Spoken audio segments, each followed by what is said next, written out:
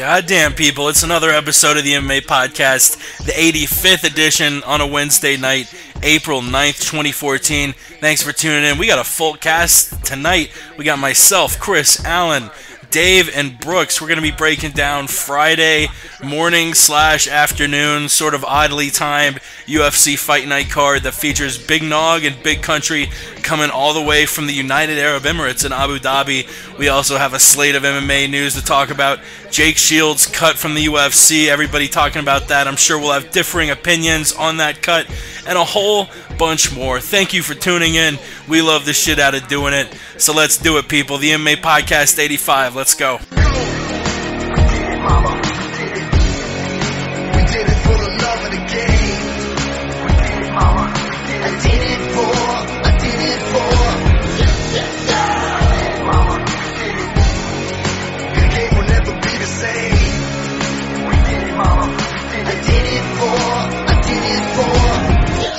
You're listening to the MMA Podcast. That's right, Lenny Hart, the MMA Podcast. Thank you so much for tuning in. And like I said at the outset, we got a full cast. It's 5 of us. The first one, from the MMA Podcast, 1, 2, 3, 4, 5, interviewing people like Eddie Bravo back in the day, back summer 2012, almost 2 years ago. Chris and I set sail on this crazy bullshit we call the MMA Podcast, and somehow we're still doing it. Chris, what the hell is going on? Where do we find you? Man, I can't believe it's been that long, dude. Life is like a train. It's just it's moving forward, and it just gets faster and faster, man. Can't believe it's been that long. I'm doing great. I'm happy to be on the show. I'm looking forward to everything, and you can find me at C. Lowenstein on Twitter. That's right, C. Lowenstein for the hottest tweets on the internet. I'll also just read left to right on the Skype call. We're joined by a fella, actually the only fella I can say I've had the pleasure to watch a UFC fight with live. That was UFC 167 back in Vegas. We're going to be doing it again July 4th weekend. If you're listening, or if you're on the call, or you just want to fucking come and hang out and drink beers, for real, July, I think the 1st through the 6th is International Fight Week. You got fight cards on the 5th and the 6th. The 5th is going to be headlined by Weidman Machida. We might see Vanderlei versus Chael on it too. We recently heard that news. And of course, Sunday night we're going to see the Penn Edgar Tough 19 finale. It's going to be a fun-ass weekend. So save up some money. You got, 3 months? Get your life together. Get a plane ticket and let's get wasted in Las Vegas July 4th weekend. And I'm not even plugging that bullshit promo I did for a few weeks, a couple fucking months ago. Not that it's a BS company, because that shit actually looks really fun. aweektours.com, and they aren't even sponsoring us anymore. Alan, I've been yapping and yammering my ass off for 2 minutes about nothing. Where do we find you? What the fuck is going on? Nothing, man. It's great to be here. A little under the weather, but, doing the podcast with you guys always makes me cheer up and get in a better mood, and talking MMA is always great. You can catch me on Twitter, Westland Eagle AH, and on Instagram. So how, I never actually asked before the show. I'm honestly wondering, how is the hematoma feeling? Is it a lot better now? Is it still aching a little bit? Your legs are beat the fuck up from some dick who was kickboxing too hard in the gym. Yeah, it's a lot better. It's been a week now, but the only thing that didn't help it was that I went to WrestleMania week all week long for all the fan access events and everything, and stood up for 14 hours a day sometimes in lines, and didn't get much sleep. All I did was have Epsom salt baths in the morning and at night, and so that didn't really help, man. But I had to be there for Daniel Bryan, the Yes Movement. I'll give it a shout out. It was wonderful, and it was all worth it. That's right, he was at WrestleMania 30, where we saw Daniel Bryan turn into the new face of the WWE, which actually, that's not what everyone was talking about. Everyone was talking about Brock Lesnar ending the streak. This isn't a WWE show, but Lesnar was a UFC champion, so who the fuck knows? We might touch on that too. But before we do, we got to get through these intros, people. Yeah, Alan is at Westland Eagle AH on what, like Twitter, Instagram, Facebook, all that shit. Pretty much. All that shit. Westland Eagle AH. We also got Davey Boy on the line, who honestly, I was getting worried. I hadn't heard from him in a few weeks, but he DMs me today, said he wants to be on the show tonight. It pumped me up. Davey Boy is always, Chris, you said it perfectly earlier. Davey Boy's always fired up. He always brings a bunch of energy to whatever he's talking about. Davey Boy, what the hell's going on? Where do we find you on Twitter? Not that I just said your Twitter handle 10 times. What the hell? How are you doing, man?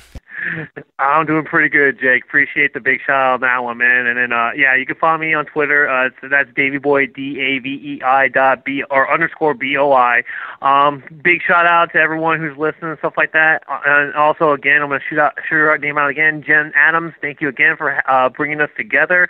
And then one final thing, rest in peace, Ultimate Warrior. Definitely, we heard about that news just about 24 hours ago that one of the legends, which it was weird. It was just 3 days after the Hall of Fame ceremony, 1 day after he had a pretty inspirational speech on national television. He had a stunning and unfortunate passing. I guess just walking to the car, and he keeled over. And I guess that's kind of an insensitive term to use, but very unfortunate, and definitely thoughts going out to his family and stuff. The three guys I just introduced are all good guys. This last guy, he's a scumbag. He's good for nothing. He's a horrible person. No, Brooks is a Lions fan, so we can't throw any hate his way because he gets enough misery from the Lions. He's a good guy, repping the fucking Midwest. Brooks, how you doing? Where can we follow you, buddy? Well, I was doing all right, but fuck. You just talked through my whole night there, dude. No, I'm doing good. Thanks for having me on tonight. You can catch me on Twitter at the MMA Addiction. You can catch me on Facebook also. We're doing a little more on Twitter nowadays, so I'm just trying to stay up with everybody. Like I said, I appreciate you having me on. I'm ready to do this. Appreciate all of you fellows doing it, and of course a shout out to people who you hear on a bunch but are not on tonight's show. We got, of course, Yao the Truth. We got, and that's YAO_the Truth. We got Ramses at the Aunt Jimmy Show. Who else? Ross Finkelstein, E before the L, and like I say every week, too many damn people. Our buddy Kevin Black, raging up in Scotland or South Africa, wherever the fuck he is. Who else? The Samurai, MMA enthusiast, all of them. Jen Adams having stream issues, so I'm going to work that shit out whenever I pass the mic off again. But the first topic of tonight, let's get to it. We usually save the fight card for the end, but the UFC, we haven't seen anything, and okay, Ramsey's saying it's all good for him on the live stream, saving me a little bit of work. Check your connection, Jen. Maybe try it out in a different browser. And I guess I should. That's a good note to mention that you can listen to us on Ustream, ustream.tv/channel/the MMA Podcast. Follow us on Twitter at the MMA Podcast, themmmapodcast.com. We got the YouTube and the iTunes links at the top there for you to subscribe, and we usually get those up pretty quickly. What else? Oh, we started an Instagram, people. You guessed it, the MMA Podcast. Let's get into it, though. Like I said, we haven't had any cards in a few weeks, so we don't have much to break down. So let's skip ahead to Friday. Before we talk about fights on the card, it's going to be at sort of a weird time for Chris over on the West Coast. The prelims are starting at 8:50 in the morning. The prelims, I believe, start at just about 9 a.m. Pacific. The main card starts at 11 a.m. Pacific. If you're not on the Pacific Coast, then do the math. But I guess that's a good spot to pass it over to you first, Chris. It's going to be at a sort of weird time, Friday morning / afternoon for most of us over in the States.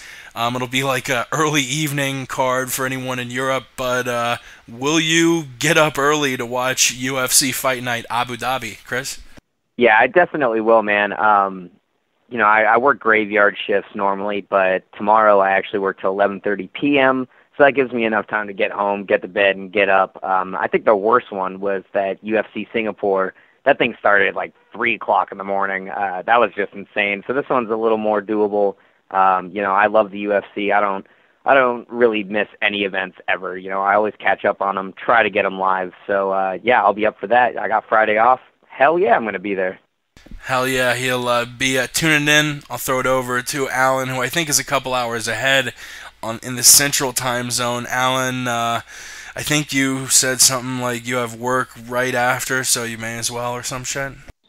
Yeah, I don't know exactly what time they start, like Central, but I'll be up all morning, and I have to head out to work at 5 p.m. or 4:30. So I'll if I can catch the whole card before then, I will do. And shout out to my boy Crusher MMA. Hopefully, Tatsuya Kawajiri wins. You ever watch a MMA event and see a move, and a few hours later try it out on a perp? Always.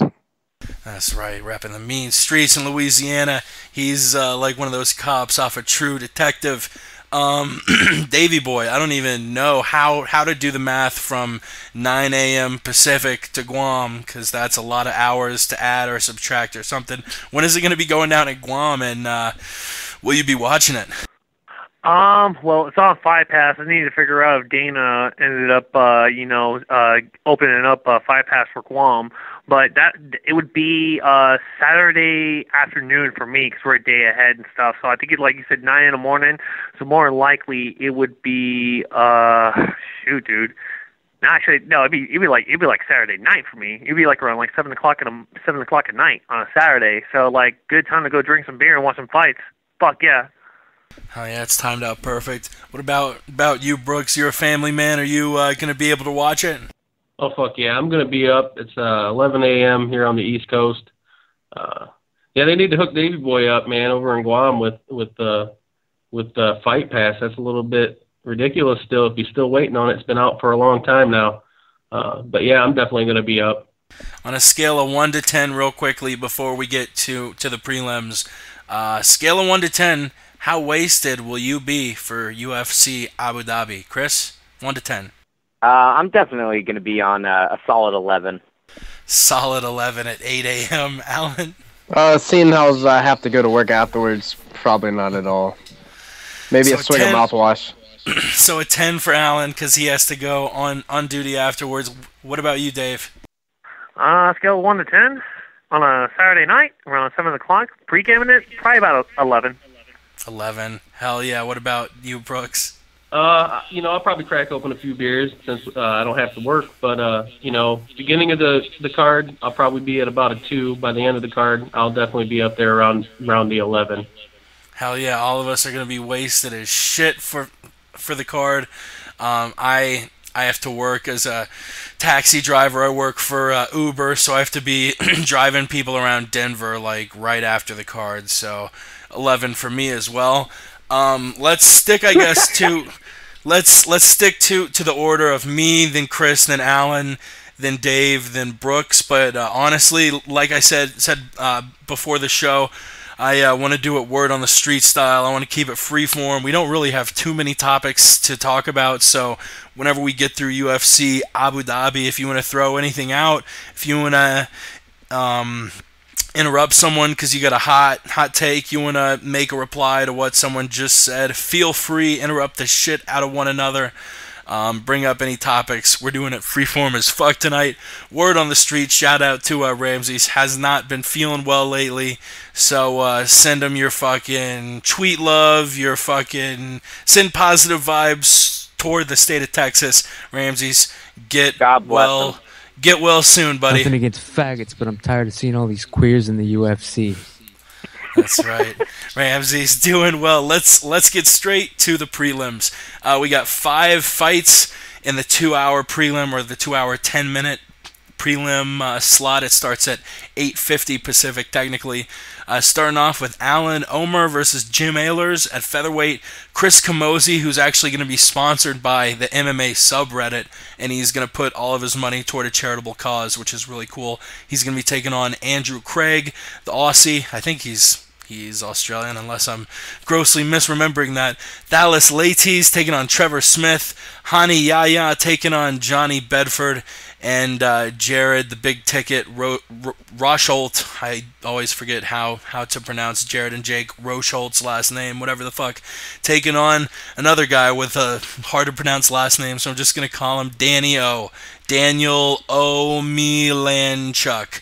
Danny O, and those fights are going to round out the Fight Pass. I won't jut in and pass it from person to person, so whenever someone wraps up, go ahead and jump in, and I'll throw it to Chris first. The OG of the MMA podcast, what do you think about these prelims? Which fights stand out to you? Which fighters stand out to you?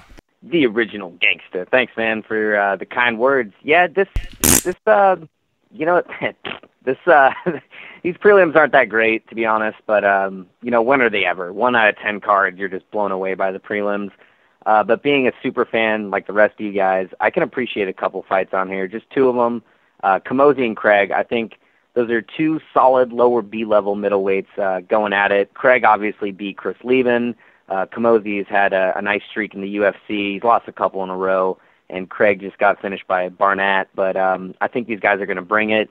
It's going to be an actual mixed martial arts fight. It's not going to just stay on the feet. It's not just going to be on the floor or against the cage. It's going to be everything. So I'm excited for that. And the other fight, man, Hani Yahya, that guy is a beast on the ground. I mean, he's had a really tumultuous career with Zuffa, with the WEC and the UFC. He's had some ups and downs, but we can all admit that he is a beast at grappling. And Bedford, actually, a friend of MMA Mental, he's been on there a couple times. He's a really nice guy, and I think he brings it as well. He's a scrappy dude. He's really big for the weight class. So I'm excited to see how Yahya's going to deal with it. If I had to make a prediction on it, I'm going to say that Yahya goes in there and subs out Bedford, but it's going to be a scrap while it lasts. Yeah, just to pick up where Chris left off, Hani Yahya, he's like the Damian Maia of, the featherweight and the bantamweight divisions, and it's really nice to see him drop back down to 135 because he's normally at a size disadvantage and he still outpowers and outperforms guys on the ground. So to see him drop back down to where he probably naturally should be fighting at is going to be really interesting. I probably have him by submission as well. I think he's going to put in a really good performance. The other fights on this card that kind of like catch my eye is Chris Camozzi and Craig. That's probably going to be like Chris said, a really good all-around battle. Those guys are both pretty well-rounded mixed martial artists. Camozzi doesn't have any quit in him. Craig got knocked out his last fight, or he got subbed and knocked out twice, but that was the first time he had been stopped. So 2 really tough guys, big guys for their division, and they always put on excellent performances and exciting fights. The one fight that kind of makes me wonder how it's going to play out is the Dallas Ladies and Trevor Smith fight, because Trevor Smith, yeah, the dude hadn't won a fight in a while, but every fight that he has, he comes out and just, zero quit in him. The dude comes out, gets bloody, really well-rounded, and he loves to, do what the UFC loves, and that's stand and bang. Dallas Ladies, on the other hand, is a former title contender, to Anderson Silva, fought Anderson Silva back, way back in the day. And, he's been pretty dominant as of late on the ground, subbed out Dave Herman. And I can't remember who he beat last, but he was pretty dominant. So if Trevor Smith can keep this on the feet and make Dallas stand with him, I think it could be a really interesting fight and be really entertaining. So as far as the prelims, kind of look to that one. That's kind of my wild card that could turn into a really exciting fight. Yeah, I actually like the Ronnie Yahya and Johnny Bedford fight. A lot of people, Ronnie Yahya coming back to Abu Dhabi, I think a lot of people know, Ronnie Yaya is a Abu Dhabi champion, submission champion and stuff. And then I remember watching the WEC fight when he fought Chase Beebe, and he sunk in a deep knee bar on Chase Beebe, but Beebe didn't tap and stuff. I mean, it went 5 rounds. Yaya lost, but I mean, for Yaya to come back to Abu Dhabi, I think that's more for a marketing draw for like a lot of people to watch him over there, because I mean, or more draw for like a lot of the citizens over there to see him, fight and stuff like that, because of what he's done in Abu Dhabi, submitting people and stuff too, and being a champion as well. So like, I'm kind of excited to see that fight too. Kamosi versus Andrew Craig. I've always been a fan of Kamosi. I think Kamosi's going to grind it out with Andrew Craig in a sense, where like it's going to be like an MMA fight, but they're going to stand and big a lot more in a sense. And then Taos Leites against Trevor Smith. I'm a fan of Taos Leites, and I like the fact that he came back to the UFC, and he's coming up with a string of wins and stuff. So other than that, though, I mean, with everything being said and stuff like that, when it comes to the prelim card, I'm actually kind of interested in watching this one.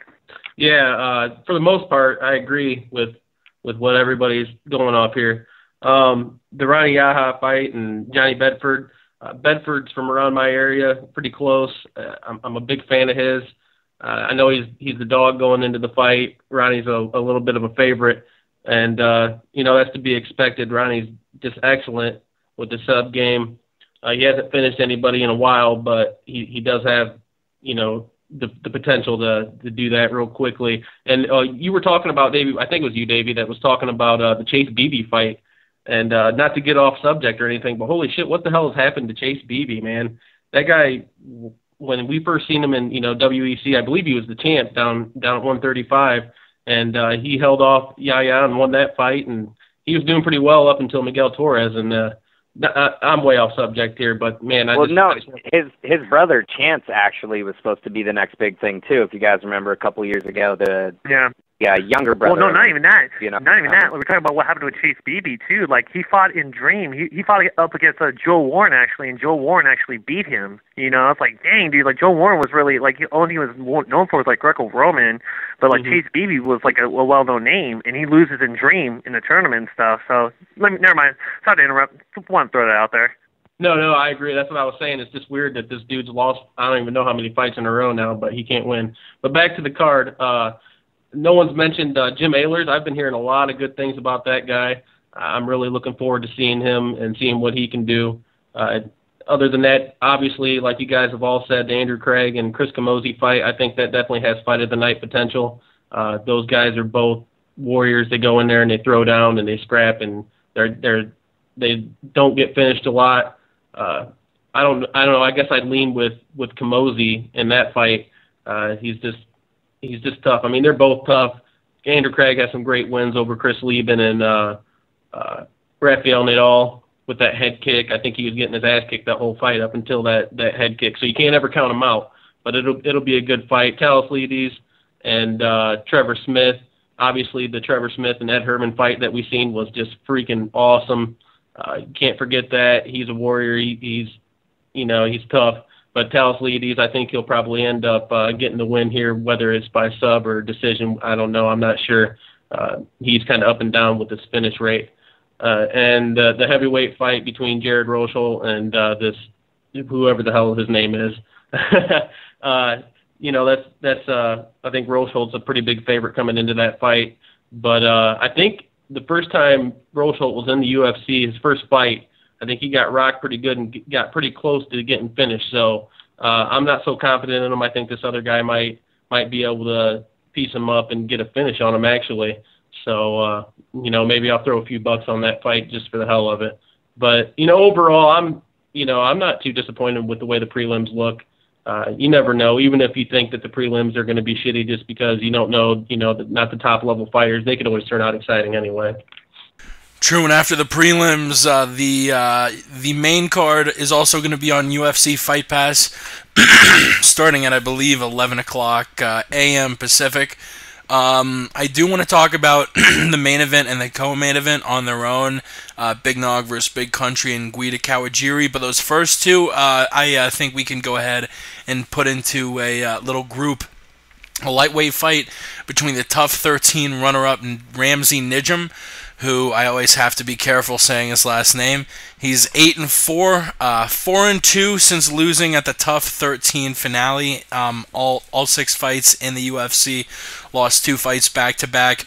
Miles Jury finished him, and then he got subbed out by James Vick. But he's back in the win column after fighting Justin Edwards. Beniel Darush, he's undefeated, 7-0. Had his first win in January at that Rockhold Philippou card against Charlie Brenneman. He is known on the Brazilian jiu-jitsu circuits, training out of King's MMA, known to just have excellent grappling, and in a welterweight fight that is very, very intriguing, we got Ryan LaFleur, 10-0, his last win this past December, a real test against Court McGee, a fight I believe he was an underdog in. He got through and won. He's going up against John Howard. He's won 4 in a row, two in a row since joining the UFC. He beat Uriah Hall via split decision and middleweight, then moved down to welterweight and beat CR Bahadurizada by unanimous decision as well. I sort of see a similarity in both fights in that I think Nijum and LaFleur, who I haven't looked at the odds, but I assume they're favorites. I think they'll really be able to use tempo and pace out the fight however they see fit.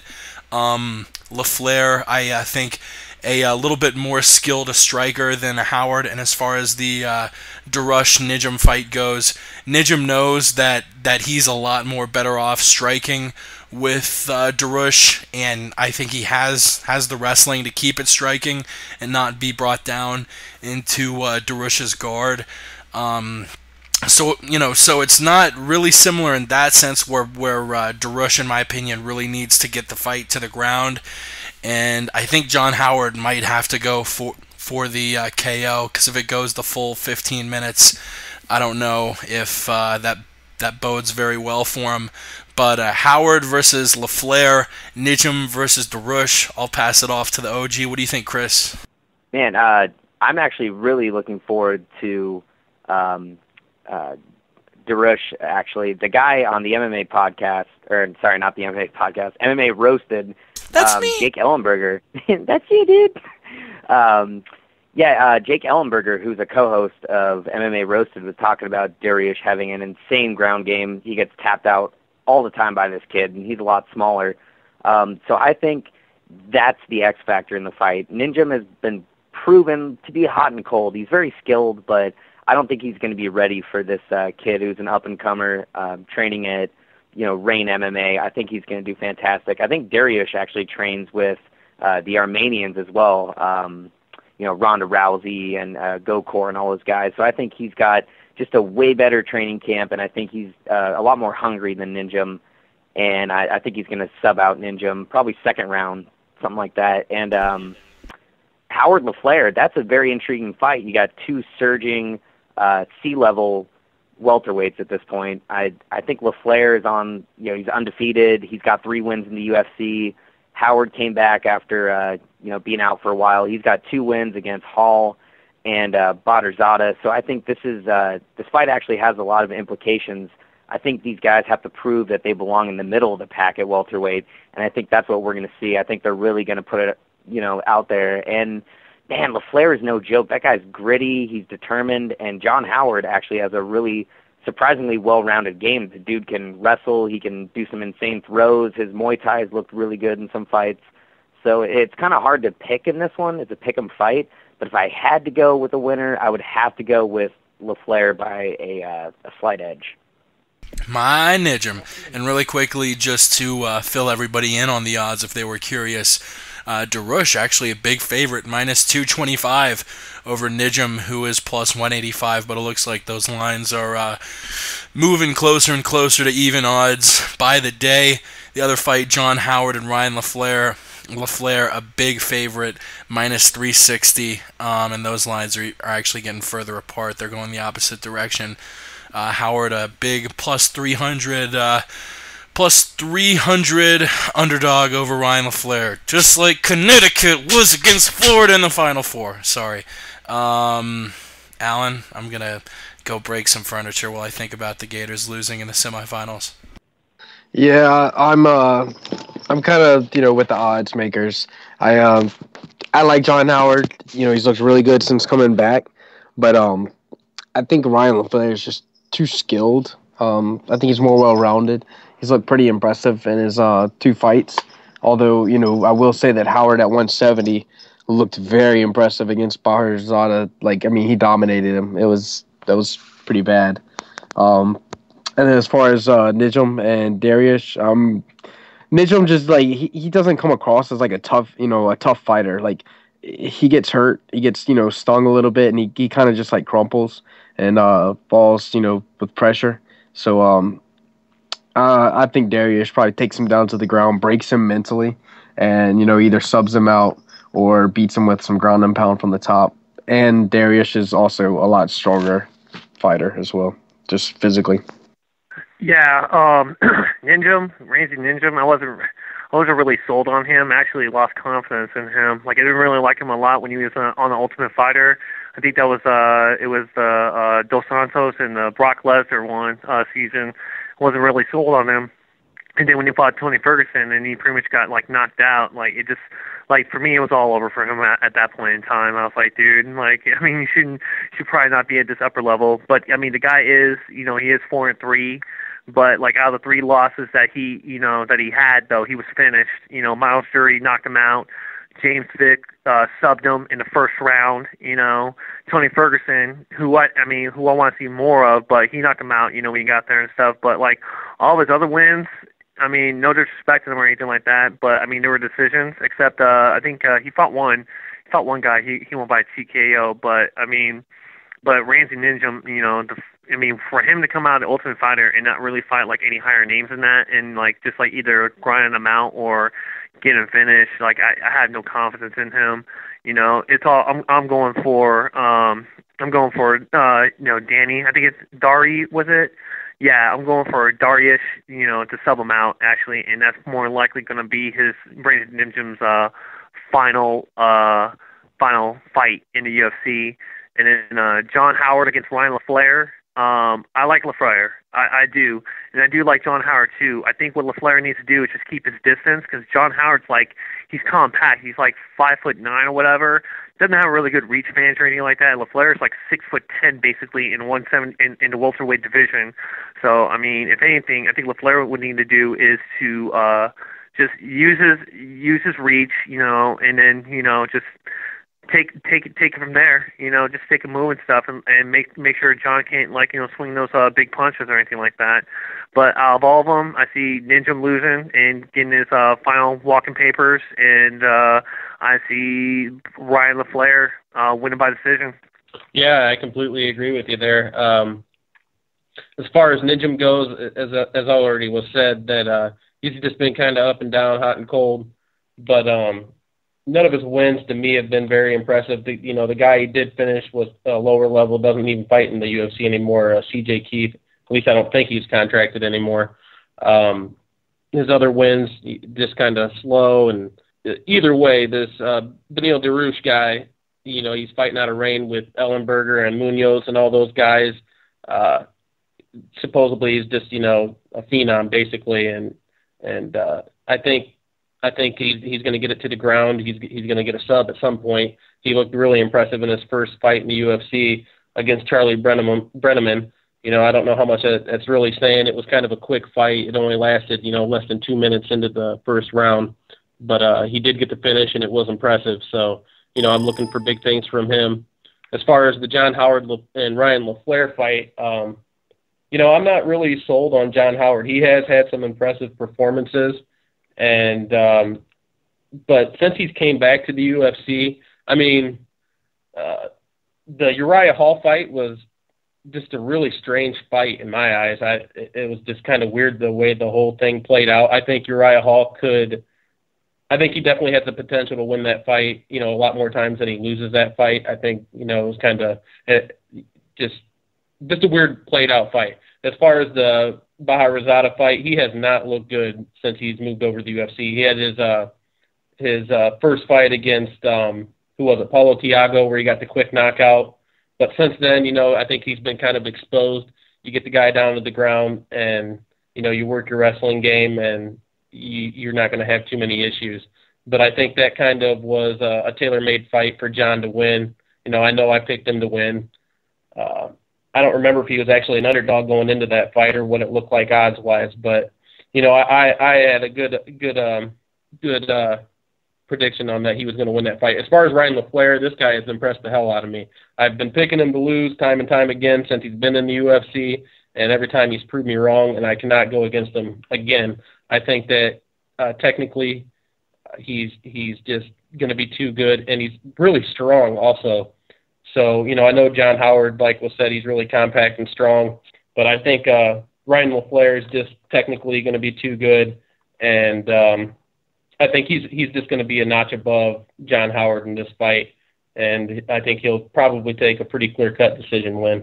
I just wanted to hop in real quick, you guys. One thing I totally forgot to mention, and maybe you guys have thought about, maybe you haven't, but the fact is John Howard at 5'7" fought at middleweight outside of the UFC. He obviously had that fight with Hall at middleweight, very undersized, and it's kind of impressive what he did.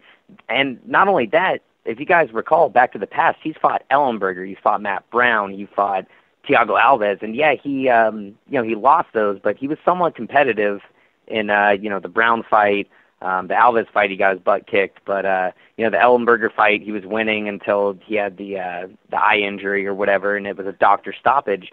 So he's fought some insane competition, and you look at Ryan LaFleur's record, and I know records aren't everything, but Ryan LaFleur fought Court McGee, Santiago Ponzinibbio, and Ben Alloway. So I think that's one thing that we should all consider is the fact that Howard is surging just like LaFleur, and he's fought way better guys. Yeah, that is a good point, actually. That's an excellent point to make looking at that fight. The fight that I think personally, I know personally, I'm the most excited for, and I think most people will be most excited for, a featherweight bout between Clay Guida and Tatsuya Kawajiri. Kawajiri finally being brought over into the UFC after fighting in Dream, Dynamite, Strikeforce, One, Pride, you name it, he's fought in it, and he's done so well. I mean, going back to 2000, I'm looking at his record now. I mean, to 2002, the guy's got like 25 wins, and his only losses come to top-notch guys. Gomi in his prime, Gilbert Melendez back in Pride in 06, Eddie Alvarez back in Dream, Shinya Aoki in Dream, Gilbert Melendez at Strikeforce. He's on a 6-fight winning streak now. Most recently his UFC debut against Sean Soriano. He asked for a tougher opponent, and he's getting it in the Carpenter Clay Guida, 5'7", 146. Seems to be doing okay moving down to featherweight. Yes, he did get finished pretty brutally by Chad Mendez in his last fight, but he at least looks like the cut isn't affecting him. We saw him have that same frenetic pace against Hatsu Hioki, where he won a split decision. He's 1-3 in his last 4 fights. But he definitely has a lot of impressive wins on his record. We talked about that fight between Nijam and Ferguson at the Tough 13 finale. The main fight of that Tough 13 finale was Clay Guida beating Pettis, and that was, less than 3 years ago? Since then is when he started that shitty streak. This is going to be a very interesting fight, though, because you have Guida, training at Jackson and Winks.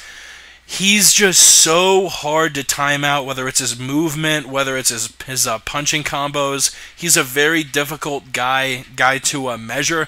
Looking at the people that Kawajiri fought over in Japan, he fought some decent guys, but I don't think any of them are really like Guida. If Kawajiri can sort of get a handle of the way Guida fights, definitely. I mean, I think the X factor will be whether or not Kawajiri can implement his wrestling. If he can, I think he gets another sub. He subbed out 4 of his last 5 opponents, serving up hot subs like Quiznos, as Brendan Schaub said recently on the Fighter and the Kid, but has a lot of submissions lately. Guida, He's been subbed a few times in his career, so we know it's possible, and Kawajiri's a master. If he's able to get it to the ground, I think Kawajiri wins. If Guida keeps it standing up, makes it a kickboxing match, I think Guida wins. That being said, I think Kawajiri is able to wrestle Guida down, get a finish on the ground, or at least just do enough to win a decision. So I have Kawajiri in this one. Well, yeah, this fight's very interesting, and for me it comes down to which Clay Guida is going to show up, because he was one of the best fighters as far as excitement goes just 2-3 years ago. He was on a surge. He was fighting guys like Gomi and subbing him out. He had, I think, 3 submissions in a row. Before that he had his wars with Diego Sanchez, Tyson Griffin, Roger Huerta. Like, the dude is just a highlight reel. And then something happened. I don't know what it is. He's been at Greg Jackson's for quite a long time.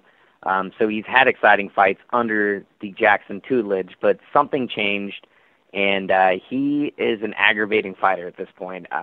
You'd see a lot of people talking about him. I think he's garbage at this point. I don't like him. His fight with Gray Maynard was not only one of the worst fights I've ever seen. But, that turned a lot of people around as far as liking him to not liking him. Right. Well, you and me watched it live, and we were talking like, what the fuck are we watching? And then, to make it even worse, in the back, he was shouting garbage, and he was accusing Gray Maynard of grabbing his hair. Like, what was Gray Maynard supposed to do? Just, sit there in the pocket? No, he was chasing after him. It was insane. That was one of the worst fights I've ever seen. So I'm not too high up on Guida. He had a really, really close, boring fight against Hioki, and that's obviously, you can blame both fighters. But at this point in his career, he's going to have to do something different. He's going to have to come in there. He's going to have to bite down on his mouth guard and push the pace, throw some crazy shots. I mean, his fight with Ben Henderson, another great classic. He's going to have to pull off a fight like that to keep his job. Kawajiri, I think, is really old, and he's in fight years. He's really old. The guy has taken quite a bit of damage. He's trying to start his career over at 145, but let's not forget, before his fight with Soriano, there was a big thing in the media about him talking about retirement. So you're looking at a guy who he was talking about retirement before his last fight against a guy who is not only unranked but a newcomer just like him to the octagon. So it's a really strange fight for me, man. I think both of them could win. Guida's not going to finish Kawajiri. I know that much. Kawajiri has the potential to finish Guida, obviously. The dude is strong as an ox, but it ultimately comes down to Guida, because Kawajiri shows up the same in every fight. He's going to come up, he's going to throw some punches, grab you, body lock, or double leg you, take you to the ground and try and beat you up. Guida has shown different phases in his career. He's going to try and strike sometimes he runs, sometimes he mixes it up. So at the end of the day, I can't call this fight. I think it could go either way, and it really depends on Clay Guida. I will agree with you on that one there. I mean, it really depends on Clay Guida, because he's had some wars. I mean, back in the day with Roger Huerta, Diego Sanchez, I mean, he has some wars, I think for Clay Guida, I mean, he's trying to find a smarter fight. He doesn't want to go out there and grind like he did, because, I mean, it showed actually when he fought Takanori Gomi. Like, he was trying to fight a different fight, like a smarter fight. And then like, it just went overboard for him when he was trying to fight Gray Maynard, But overall, I mean, you won't have you will not have a boring Clay Guida fight.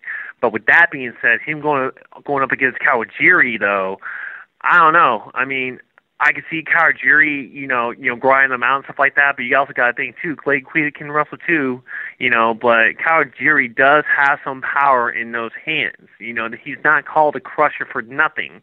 He does have those powers in his hands. So in all instances, like, I mean, I could see it could go either way. This could be a boring 15-minute round fight, or this could be like a Diego Sanchez or Roger Huerta fight of the night if Clay Guida does show up. So, but if anything, like for me, I'm probably going to go with Kawajiri on this one too myself. Is it on me now? Sorry. As far as Clay Guida, man, I got to agree with what was said earlier. I don't remember who said it, but man, I'm just not on this dude at all. I can't get excited about his fights anymore. Back in the day, when he first came around, Even back when he was in Strikeforce, when he fought Josh Thompson and Gilbert Melendez, that Gilbert Melendez fight was freaking amazing. That was one of the best fights I've seen, up until that point. And then coming in when he fought Tyson Griffin, that was an amazing fight. And the Roger Huerta fight was amazing. I think he was pretty much losing that fight all the way up until that last round when he got the finish.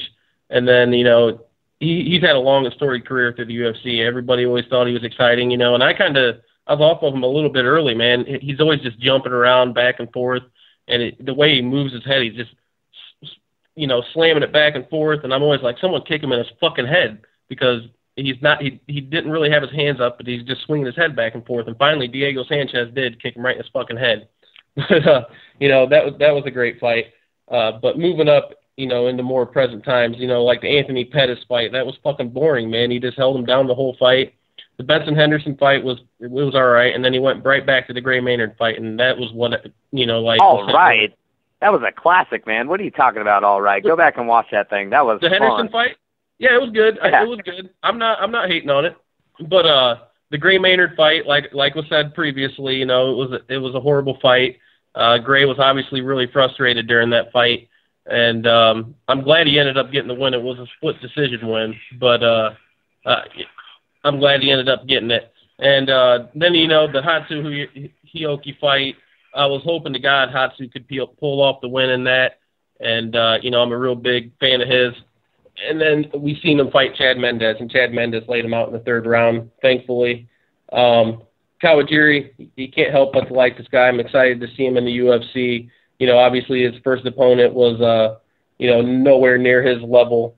I believe going into the fight, if I'm remembering correctly, I believe Guida is a small favorite coming into the fight, and I'd hate to see Guida get a win here just from some lay and pray and making it a boring fight, because this does have the potential to be a really exciting fight, like everybody knows it does.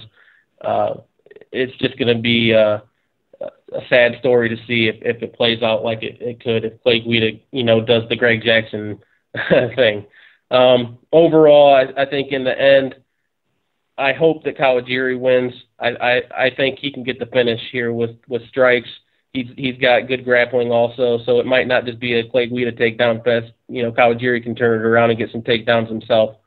Kawajiri also very skilled off his back. Yeah, absolutely. So in the end, I think I'm going to go with Kawajiri in this fight.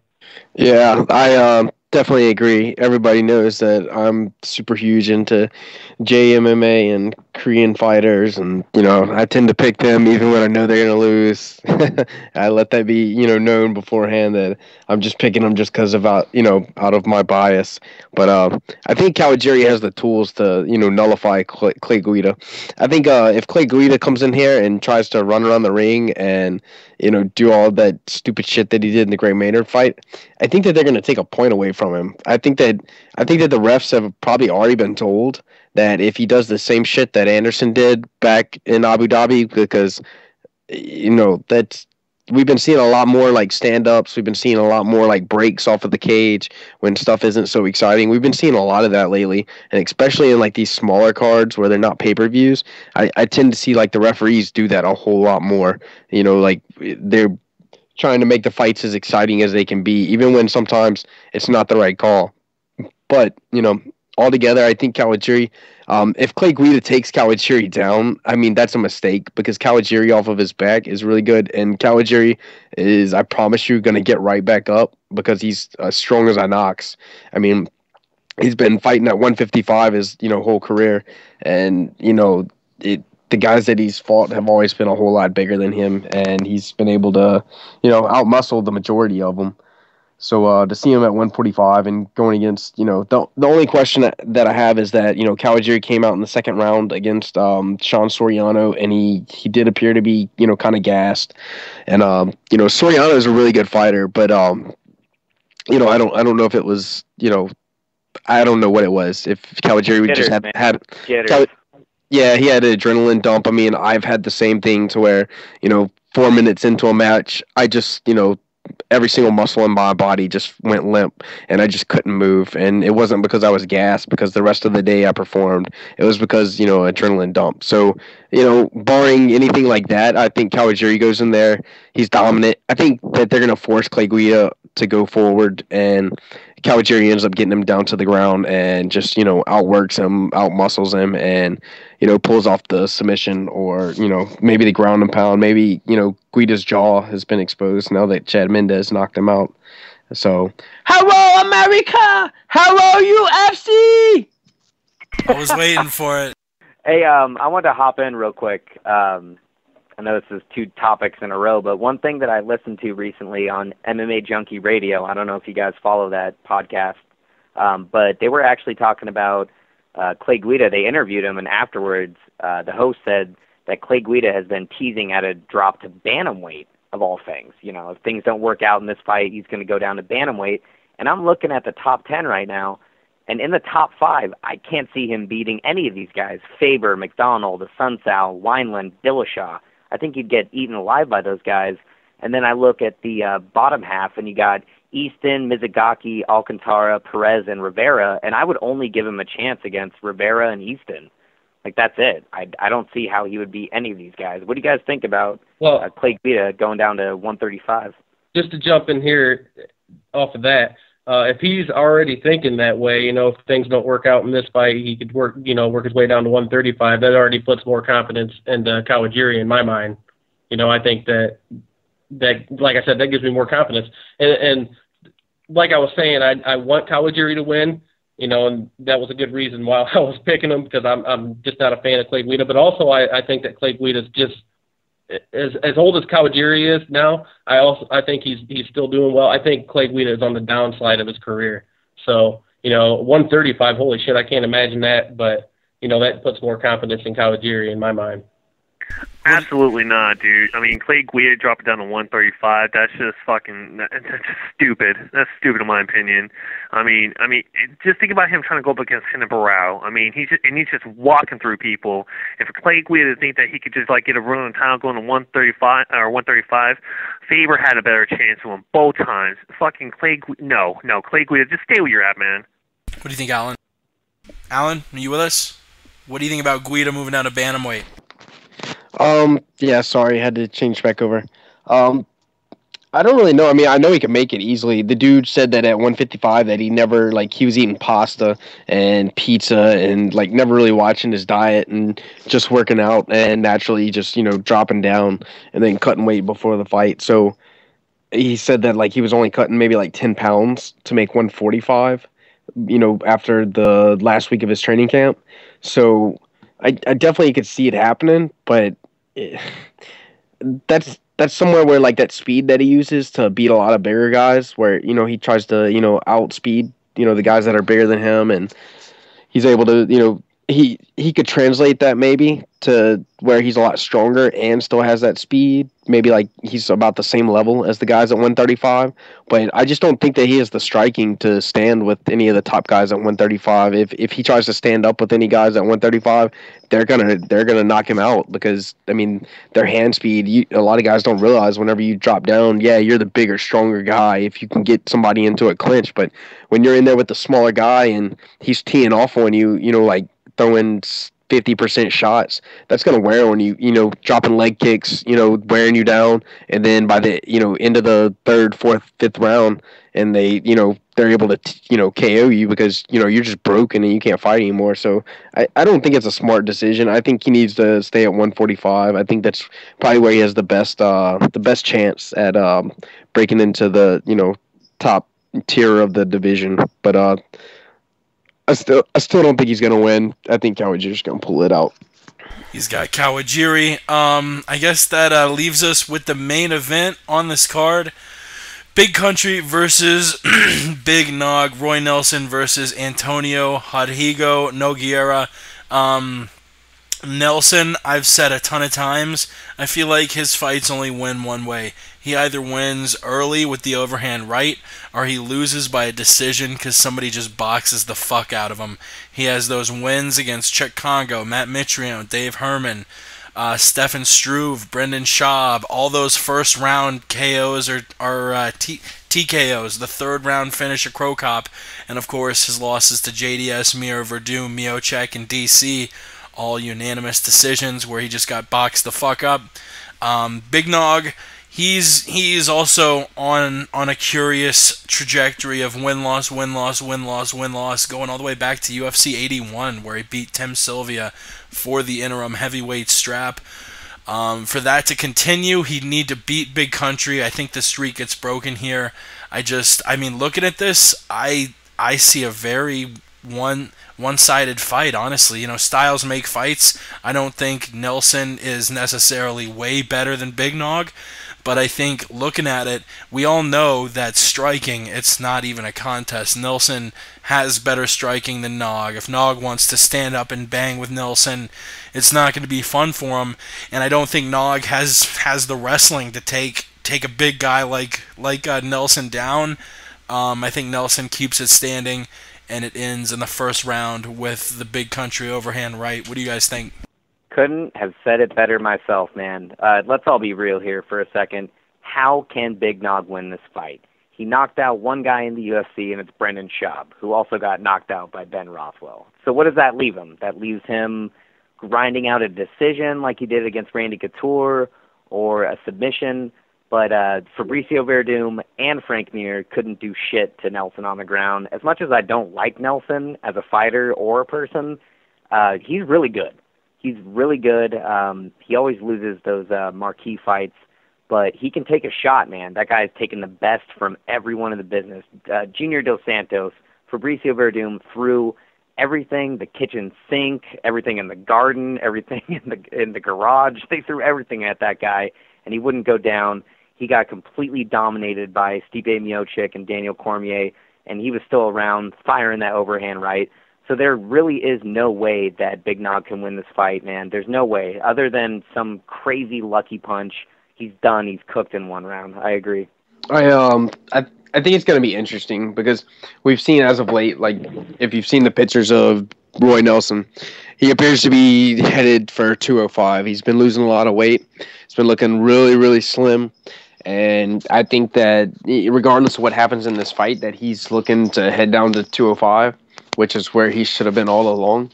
I'm curious to see if that makes him more agile and that makes him, how that improves his striking. Because, to be honest, when you're a big guy like that, that's got to affect your balance. I mean, I know you're used to it. You're used to carrying around that weight. But, as a kid, I was a fat kid.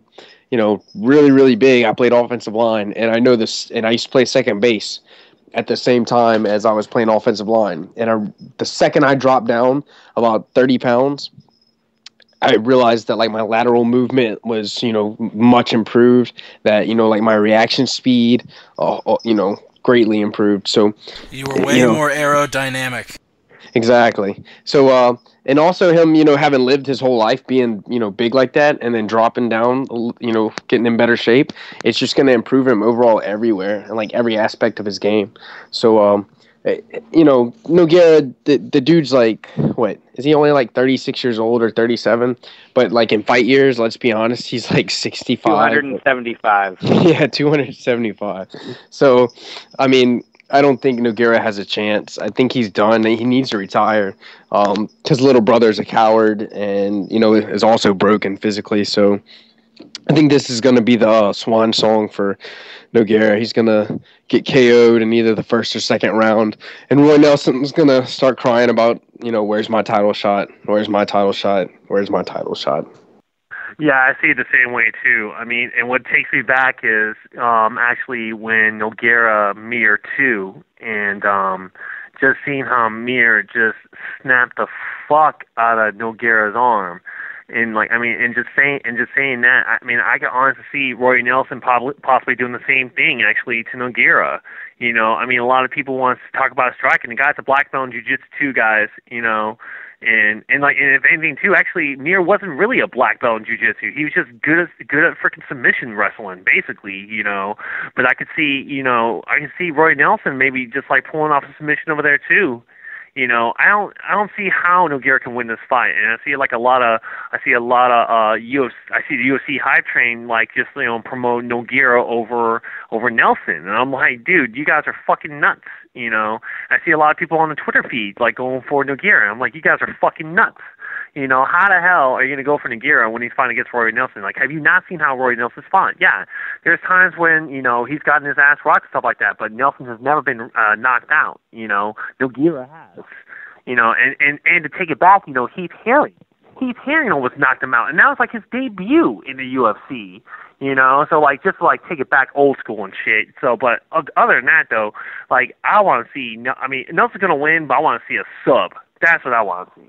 Hey, if I can just jump back in for a second. I thought this was interesting. If you look at the UFC, the little thing where it has the poll results for who's picking who in the main event of the upcoming fight, I think Big Nog is actually the underdog, and Roy is being picked 67% to 30 or something, or 20 something.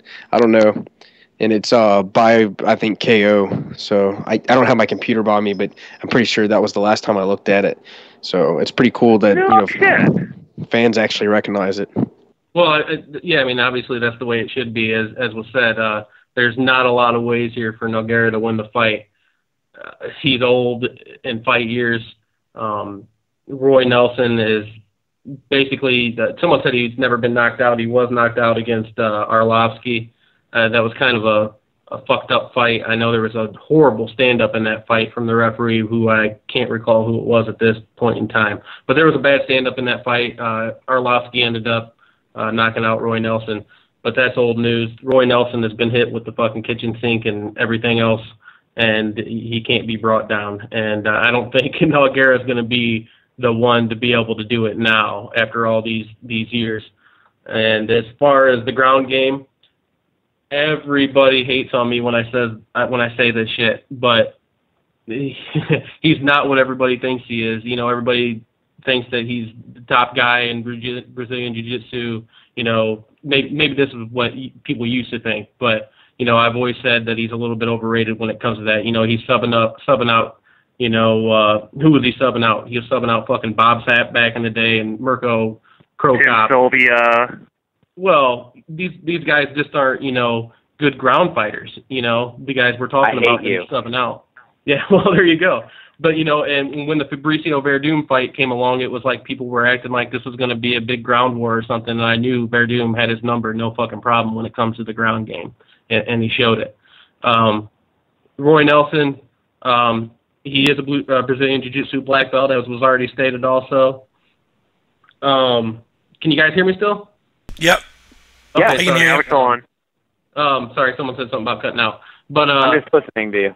Okay, Roy Nelson. I just think you're wanting to see the sub here. I think Roy Nelson is not going to go to the ground anymore for whatever reason. He's got a great ground game. He just does not fucking use it. Either way, I don't think it's going to be a big issue. I could see him. I think I see him knocking out Nogueira here, just like he does it with every other one of his wins. As Jake was saying. I don't see this fight going to the ground. Nogueira can't get it to the ground. Nelson doesn't want to take it to the ground for whatever reason. Nelson wins this fight by knockout. Word. Nelson by KO. I think that wraps up the Abu Dhabi card. If anyone has anything else they want to throw in, speak now or forever hold your peace. We're already an hour in, breaking down UFC Abu Dhabi like a bunch of gangsters. Actually, Chris brought up a good point. Bisping Kennedy, that card's going to be next Wednesday. I don't know if we're going to do a show between now and then, so we'll break that card down really quickly too. But before we break that down, just to sort of give a little buffer, I don't know if any of you guys are watching, but Brendan Schaub and Mark Hunt are going back and forth on Twitter. I want to know your thoughts on a potential fight between the two of them. We'll stick in the heavyweight division after breaking down Nogueira and Nelson. Brendan Schaub tweets at Mark Hunt, I'm going to open up a jiu-jitsu school in New Zealand to help you out, just so you have some clue on the ground. Hashtag McCorkle. Hunt responds, be nice if you did, but while you're trying to sub me out, I'm going to stand on those lips of yours. Schaub, well, you just worry about getting back in shape. Bring it. Hunt replies, I should have just said yes to whipping them lips with a busted hand in New Zealand. Glad I waited. Glad I waited. This one's going to be fun. Brendan Schaub, if you like losing, then yes, this fight is going to be great for you. See you soon, big man. Hunt, ha ha ha ha ha. Good on you, boy. And, yeah, a little bit of bad blood. It looks like we're going to see a fight between Schaub and Hunt. The fighter of the fighter and the kid taking on the New Zealander, Mark Hunt. What do you think about a matchup between the two of them, Chris? Well, I listen to the fighter and the kid just like you do, and Brendan Schaub is one of the biggest douchebags on the planet. I've never liked that guy since he was on the show, and then he gets knocked out by Roy Nelson. Then he beats two scrubs. I think he beat Chase Gormley, Chris Tucksher, and then he beat Old Man Crow Cop and was getting pieced up in that fight, and he thought he was the greatest thing since sliced bread. Then he beats Gonzaga, and he says, I'm a legend killer. And they match him up with Big Nog, and he gets knocked out. Couldn't have planned it better. That was amazing. He got killed by a legend. That was fantastic. So, yeah, man, I'm not too high on the guy. He gets knocked out quite a bit. He beats C-level guys, and he talks a really big game. I have no idea how he's in the top 10, and I think Mark Hunt would knock him out quick. The reason why he's in the top 10 is because the UFC heavyweight division only has 10 real fighters. I mean, Mark Hunt needs to take this fight and stop complaining about wanting a bigger name because there's nobody else to fight right now. You know, they're either suspended, they're either busted the fuck up, or they're either just too old and scared to fight anymore. So he needs to take the fight while he can, or he'll end up, once his hand gets better, or he'll end up, going 2 years without fighting, and then his what's left of his career will be over with. As far as the fight. Sorry. Go ahead. I was just gonna butt in and say Schaub is 14th at heavyweight. He's not top 10. Shit, he used to be, man. My bad. Just a short while ago, he was in the top 10 or something. I don't know. He talks about being in the top 10. I'm not sure. I think he was talking about being ranked. I don't know. Go ahead, Alan. Oh, it doesn't matter because I think that Mark Hunt will knock Brendan Schaub out. Yeah, I know Brendan Schaub, he thinks he's a jiu-jitsu master now because he competed in, Metamoris 2 or whatever. But, and he ran like a bitch. Yeah, exactly. Yeah, that was a fucking joke. But he thinks he's some type of jiu-jitsu wizard because he subbed out Matt Mitrione. But, fuck Brendan Schaub, dude. Fuck him and his stupid horse. Exactly. Jesus. So... All right, yeah, well, for me, I mean, who the fuck is Brendan Schaub talking about opening up a jiu-jitsu class down in New Zealand and shit? If anybody was going to run that would have been the Gracie brothers first off, so fucking hop between their fucking coattails, man. And going back, like I said before, he ran like a little fucking pussy in Metamoris, the first one, where you're supposed to roll with this Cyborg. I forgot, his whole name, I know they call him Cyborg or something, but he was just, running around. And then, his post-fight, his post-conference afterwards, he's like, dude, I have another job in the UFC. I didn't want him to pull my leg and stuff like that or whatever. Dude, I mean, you're gonna sit there and come to an agreement to roll with somebody. You fucking roll with them, no matter how well their fucking ground game is. First off, and then for you to try to pick a fight with Mark Hunt, that man will knock you out. Okay, he will knock you out worse than fucking Nogueira did to you, man. So if anything, Mark Hunt has basically that the Mike Tyson punch out, power with them, so go on ahead, keep poking the bear, like how they said about Daniel Cormier, keep poking the bear, because I believe Mark Hunt will knock him the fuck out. Period. And I'm gonna receive a lot of hate for this, but I think Brendan Schaub would have a good chance of winning this fight. No way. No way. I know. Mark Hunt has proven me wrong with Stefan Struve in that fight. I thought Struve would submit him in that fight. And obviously, I think Struve has much better jiu-jitsu.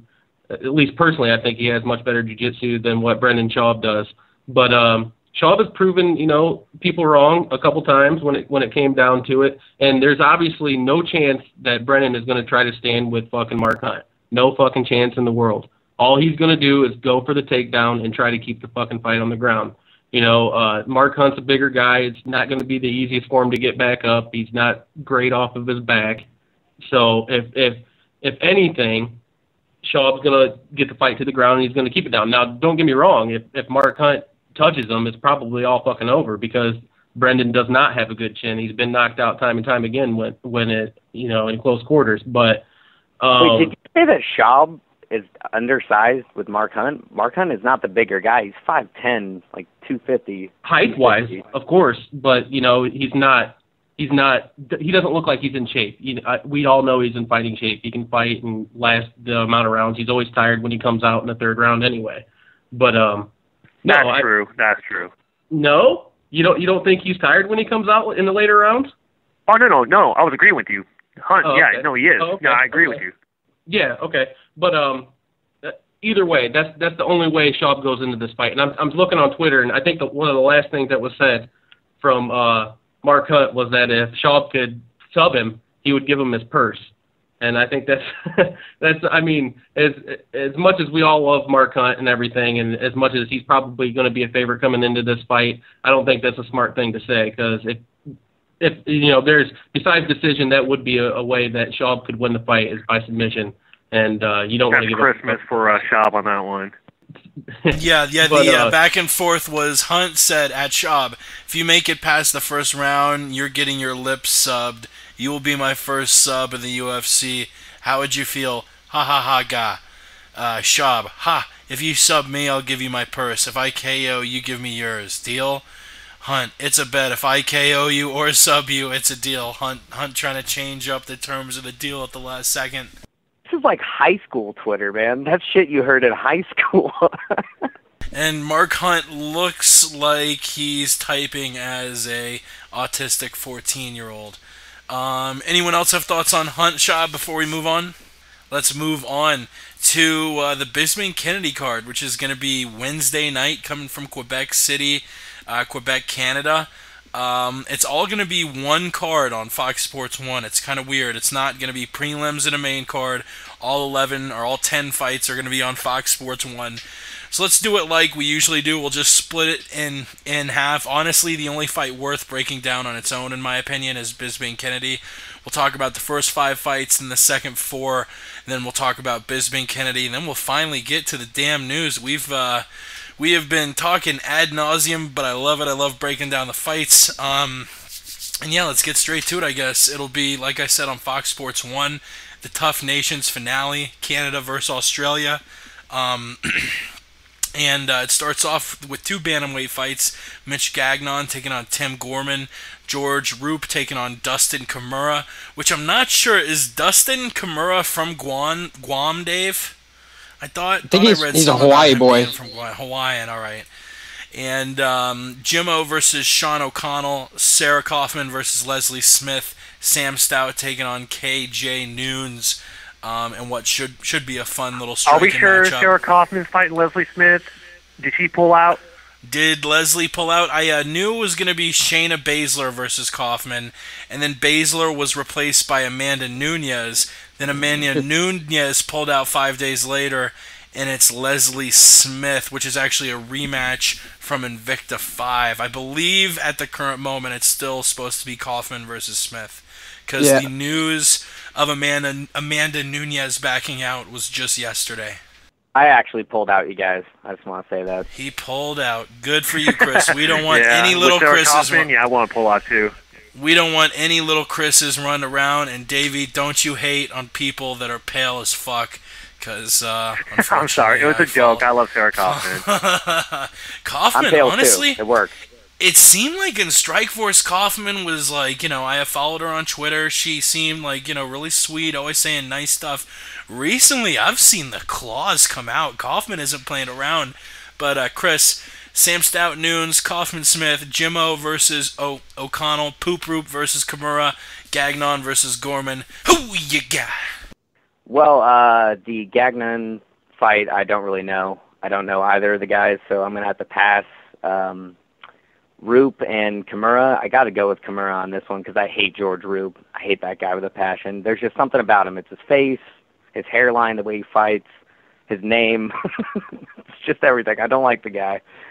And I got to go with Ryan Jimmo. We had him on the show. He's a MMA Podcast alumni. Great guy, really funny. I made a joke about Rashad Evans doing the stanky leg in a dance contest, and it went right over his head, and he said, yeah, he's really good at that one. And then the Noons Stout fight, I've always liked Sam Stout. Everyone likes to hate on him, or they just don't give a shit. I actually like Sam Stout. I've seen that guy put on some good performances.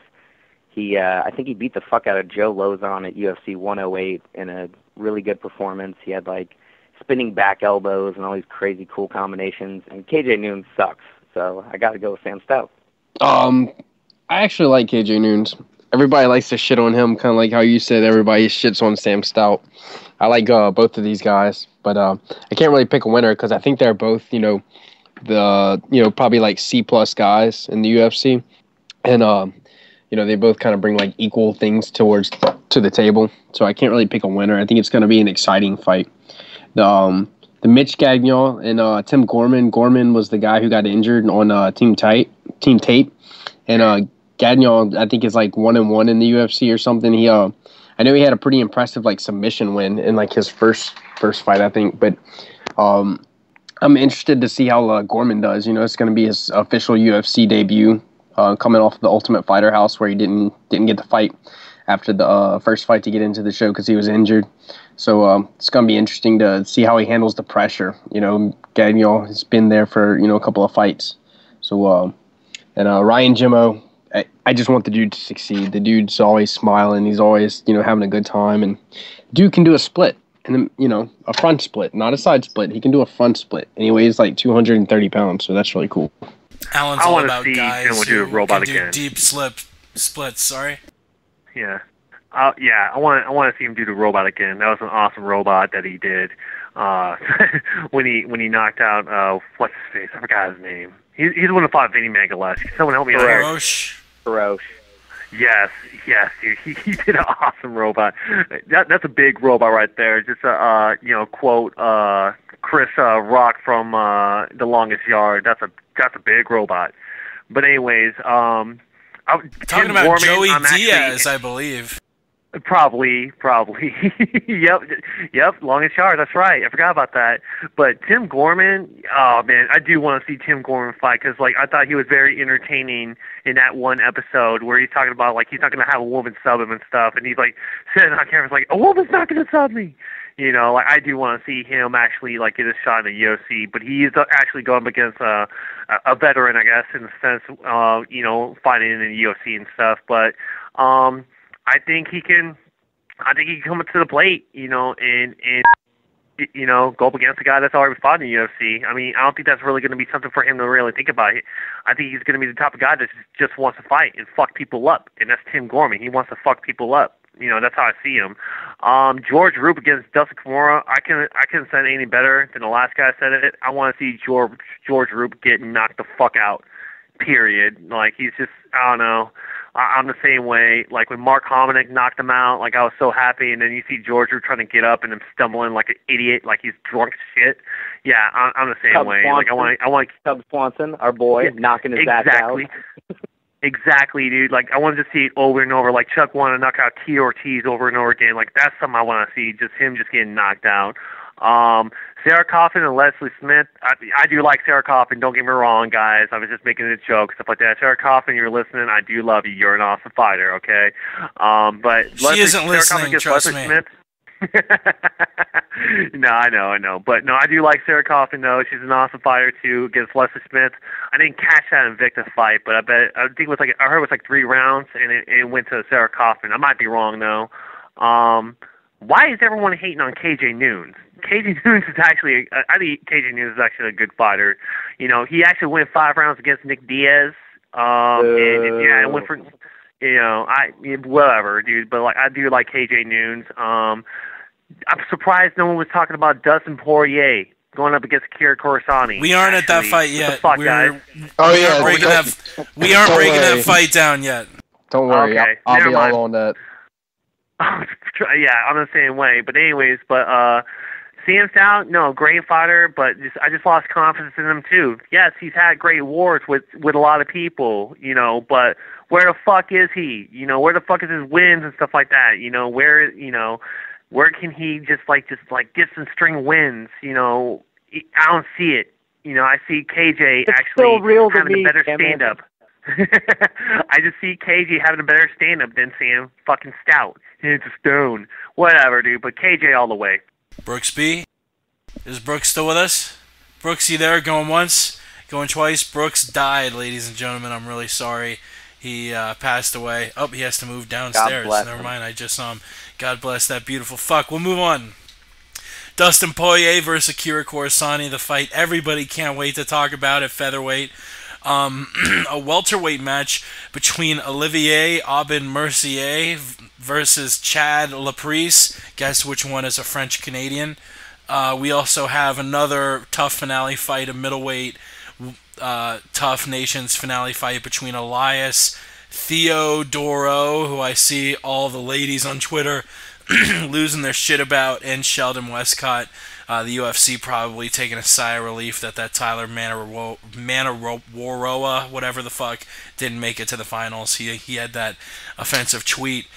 In a welterweight match, Patrick Cote taking on Kyle Noak, the coaches. What do you think about this group of fights, Chris?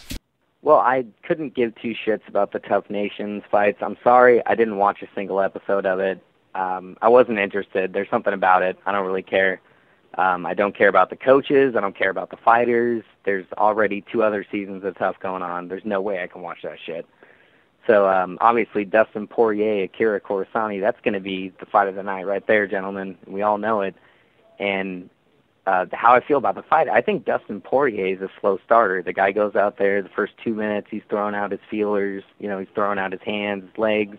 He's going slow, and once he calculates the distance, the dude's a killer. And Akira Corsani storms out of the gate just throwing bombs. So I think it's a custom-made fight for Dustin Poirier. I think we're going to see a counter hook or some kind of counter punch that's going to rock Corsani. I think Poirier gets him to the ground, sinks in a choke. I'm going to say first round. I can agree with you a lot more about that fight, actually. I do see Dustin Poirier actually taking it to Akira Corsani. But, I mean, what I can say about Corsani is actually he is he's actually slowly moved up into the ranks, too, and now he's fighting some fighters now. He's actually fighting some people that are supposed to be, in the top 10, but his first test is actually going against Poirier. I don't know if anybody remembers this guy. I forgot who his name is, but he was supposed to fight Jose Aldo for the title, just when the WC moved to the UFC. Coke? And Huh? Coke or Heddies? No, it was the one that fought Jens Pulver in the last WC fight, and then he got the title shot against Aldo, but Aldo pulled out, and then next thing you know, he ended up saying, I'll still take the fight with somebody, and it was actually Poirier, and Poirier actually just fucked him up, and I forgot. Well, anyways, go on. Josh Grisby. Josh Grisby. Yeah, yes. Grisby. Yes. Yeah. Yeah. You see fluke. Poirier just the fluke. You see Poirier just bringing it to him, just fucking him up, But that was Poirier just coming up in the ranks and stuff like that. Same way Akira Corsani is coming up, but I don't see him going past Poirier. I wouldn't even see Poirier going up against Diego Brandao, actually. I can see Diego Brandao fucking him up, actually. And Poirier I was beat thinking shit that out of same him. exact fight, bro. I was literally thinking the same one. Who could he fuck up right now in kind of the same area? Diego Brandao. Yeah. He'd get fucked Yeah. up. Yeah, exactly. So I don't see how Corsani is going to win this fight. If anything, what Corsani should have done was fight Conor McGregor. That should have been a fight right there for McGregor to step up in a fight, because McGregor hasn't fought anybody, and McGregor is actually trying to hype himself up to be this number one fighter. If anything, Corsani should have fought McGregor. I don't see Corsani going past a minute and a half against Poirier. I see Poirier putting on a Darce choke and seeing Corsani do the kicking chicken. That's the word on the street. Heads up to Ramsey on that one. All right. Yeah, as far as the Poirier-Corsani fight, I don't see much of a fucking fight going on here. I see Poirier pretty much getting the job done pretty quickly. Corsani's he's got to be the fucking luckiest fighter I know, man, when it comes to these wins he's getting. I've picked against him every time, and I was wrong every time. But I think Poirier is just a whole nother story. He's well on his way to a shot here, and I think he pulls off a sub pretty damn early here. Let's be honest. Akira Kurosani, he's got a really cool name. Sounds really cool, but he's a vegan bitch. Okay, he has like zero muscle tone. He looks like a 13-year-old girl. From like looking at him without his shirt. The dude, he's got tattoos, but other than that, like his body, like the way he's shaped and built, he looks like a fucking little girl. And he gets his ass whipped in every fight, even though somehow he gets a split decision because he gets a takedown and lays on a guy and maybe passes his guard one time. And not even that, like wins by a DQ because someone like hits him with an illegal knee. His last fight, illegal knee or not, Maximo Blanco was going to fucking murder Akira Corsani, and he made it halfway there. If he wouldn't have dropped the knee while Corsani had his knee on the ground or hand or whatever he had on the ground, he would have fucking murdered him, and Corsani probably would have just retired because he got his nose broken 6 different places. But what's interesting to me is that on the MMA Hour, Akira Corsani said that his manager gave him the choice of 3 fights because that's what the UFC, they gave him a choice, and he picked Dustin Poirier because he said that he thinks he has the tools to beat Dustin Poirier. I don't know. The other one fucking retarded. I don't know what fucking crack that Akira Corsani is smoking, but that New Jersey Hoboken crack, that's where he lives, it must be really good because he's delusional as fuck. Dustin Poirier, my coach is actually going to be cornering Dustin Poirier. Thomas Webb, he'll be in Dustin Poirier's corner, and I train with him here in Baton Rouge, which is 45 minutes away from where Dustin used to live before he moved to American Top Team. He used to be out of Lafayette and Tim Credeur and Gladiator Academy. But Dustin Poirier is going to destroy Akira Corsani. Corsani's going to need another surgery, but it's going to be this time. It's going to be to fix his soul because it's going to be taken by the diamond. Soul taken by the damn diamond. Did we touch on everybody? Damn. I guess we touched on everybody. Sorry. No, I'll say this. Poirier is going to murder Corsani's vagina. I'll just end it like that. Hell yeah, Poirier got into a war with the Korean Zombie, an all-time classic, a 4-round barn burner, man. He was getting whooped up, and he had his moments. He came back, did some high-level stuff, and one of the best fights ever in MMA. And Akira Corsani is just lucking out, like everyone said, dude. He's cooked. His goose is cooked. Your goose is cooked. So we'll get to the main event. Tim Kennedy versus Michael Bisping. Before we actually break down the fight, Chris was sort of spitballing and threw out this thought. Do you really care about the result of Bisping Kennedy? And I guess go ahead and break it down in your same breakdown. Chris, do you care about this one? Who you got winning? Tim Kennedy, Michael Bisping. Yeah, for me, it's really hard to care about this fight because both these guys are ranked in the top 10. I think Kennedy just made it in number 10. Bisping is up there somewhere. So it's a relevant fight, but my biggest problem is, like, neither of these guys have had a marquee win. Like, Tim Kennedy knocked out Rafael Natal. I'll give him that in front of his hometown crowd. Couldn't have gone any better, but it doesn't matter. Michael Bisping shits the bed in every single big fight he has. Wanderlei fucking beat him, for Christ's sakes. Fucking old man Wandy beat the guy. And, Hendo knocked him out, and Belfort knocked him out. Like, the dude just talks so much smack, and he can't deliver the goods. He beats all the B-level fighters. The second he steps over into, the A-level side, he gets his ass whooped. Like, I don't care about Michael Bisping anymore, and the only way that he continues getting these fights is the same exact way Chael Sonnen does. He goes off, and he says some funny shit, and he gets matchups, man. Like, the guy is not interesting anymore. His shtick is played out. Kennedy, for me, is one of the worst comedians ever. I don't know if you've heard him on any podcast, but when they interview him, he's making jokes, and he's snickering afterwards. Like, Tim Kennedy will say, actually, Michael Bisping has a point, lots of points. Like the point when Dan Henderson pointed his fist down and knocked him out. Like, that's not funny. I don't understand.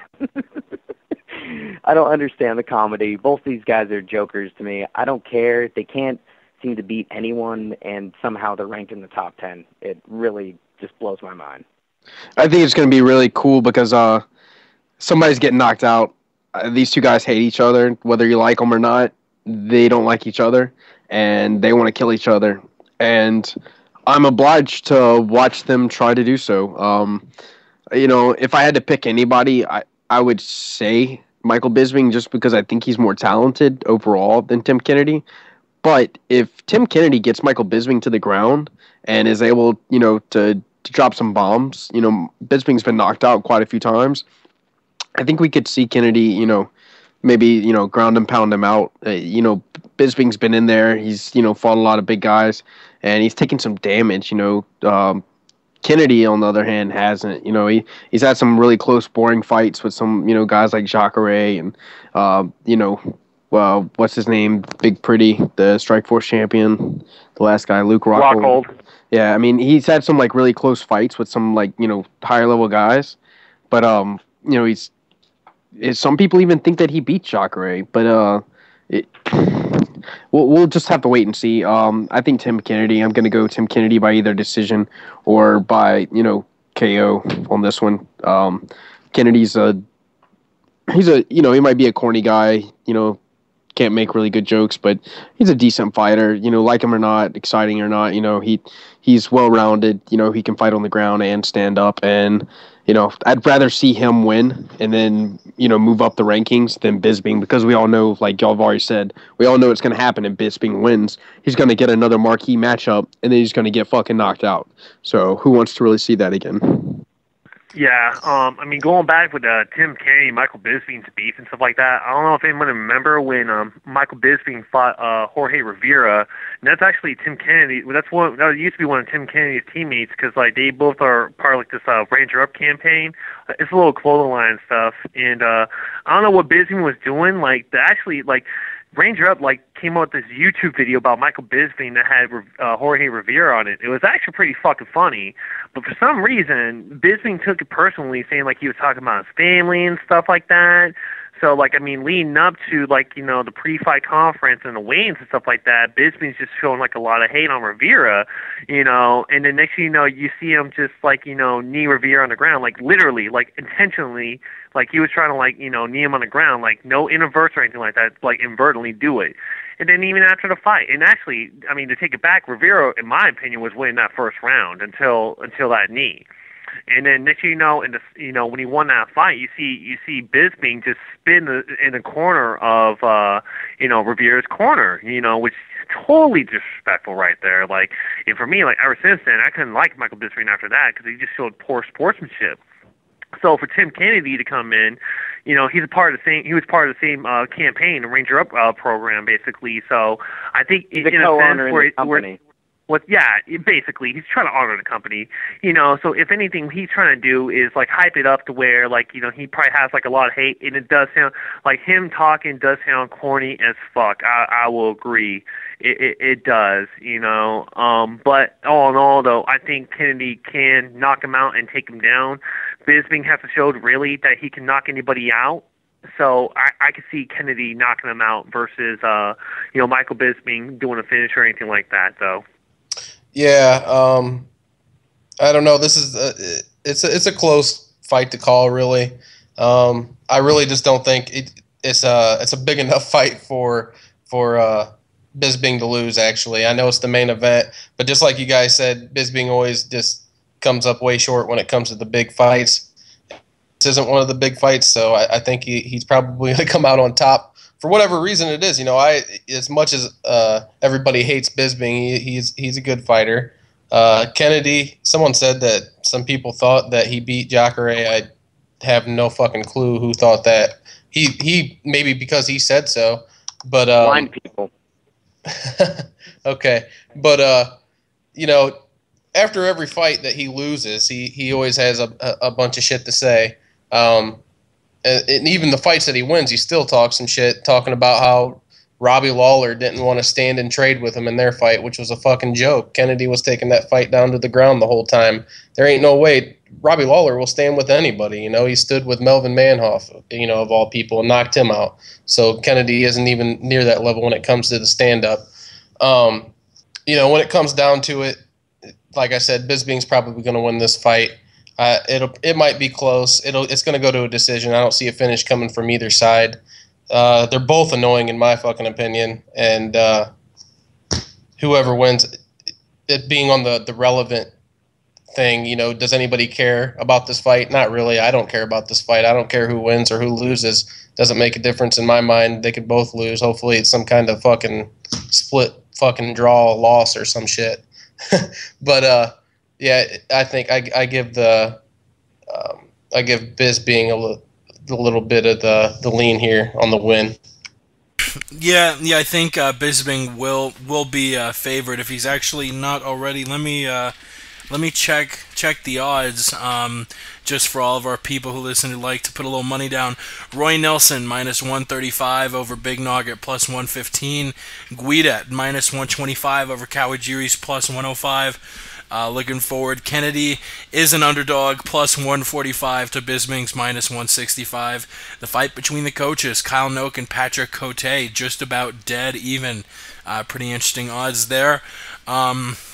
I think that does it for breaking down these two cards. We've actually been doing it 90 minutes, so we'll spend a quick 20-30 minutes, break down the news, and then call it a night.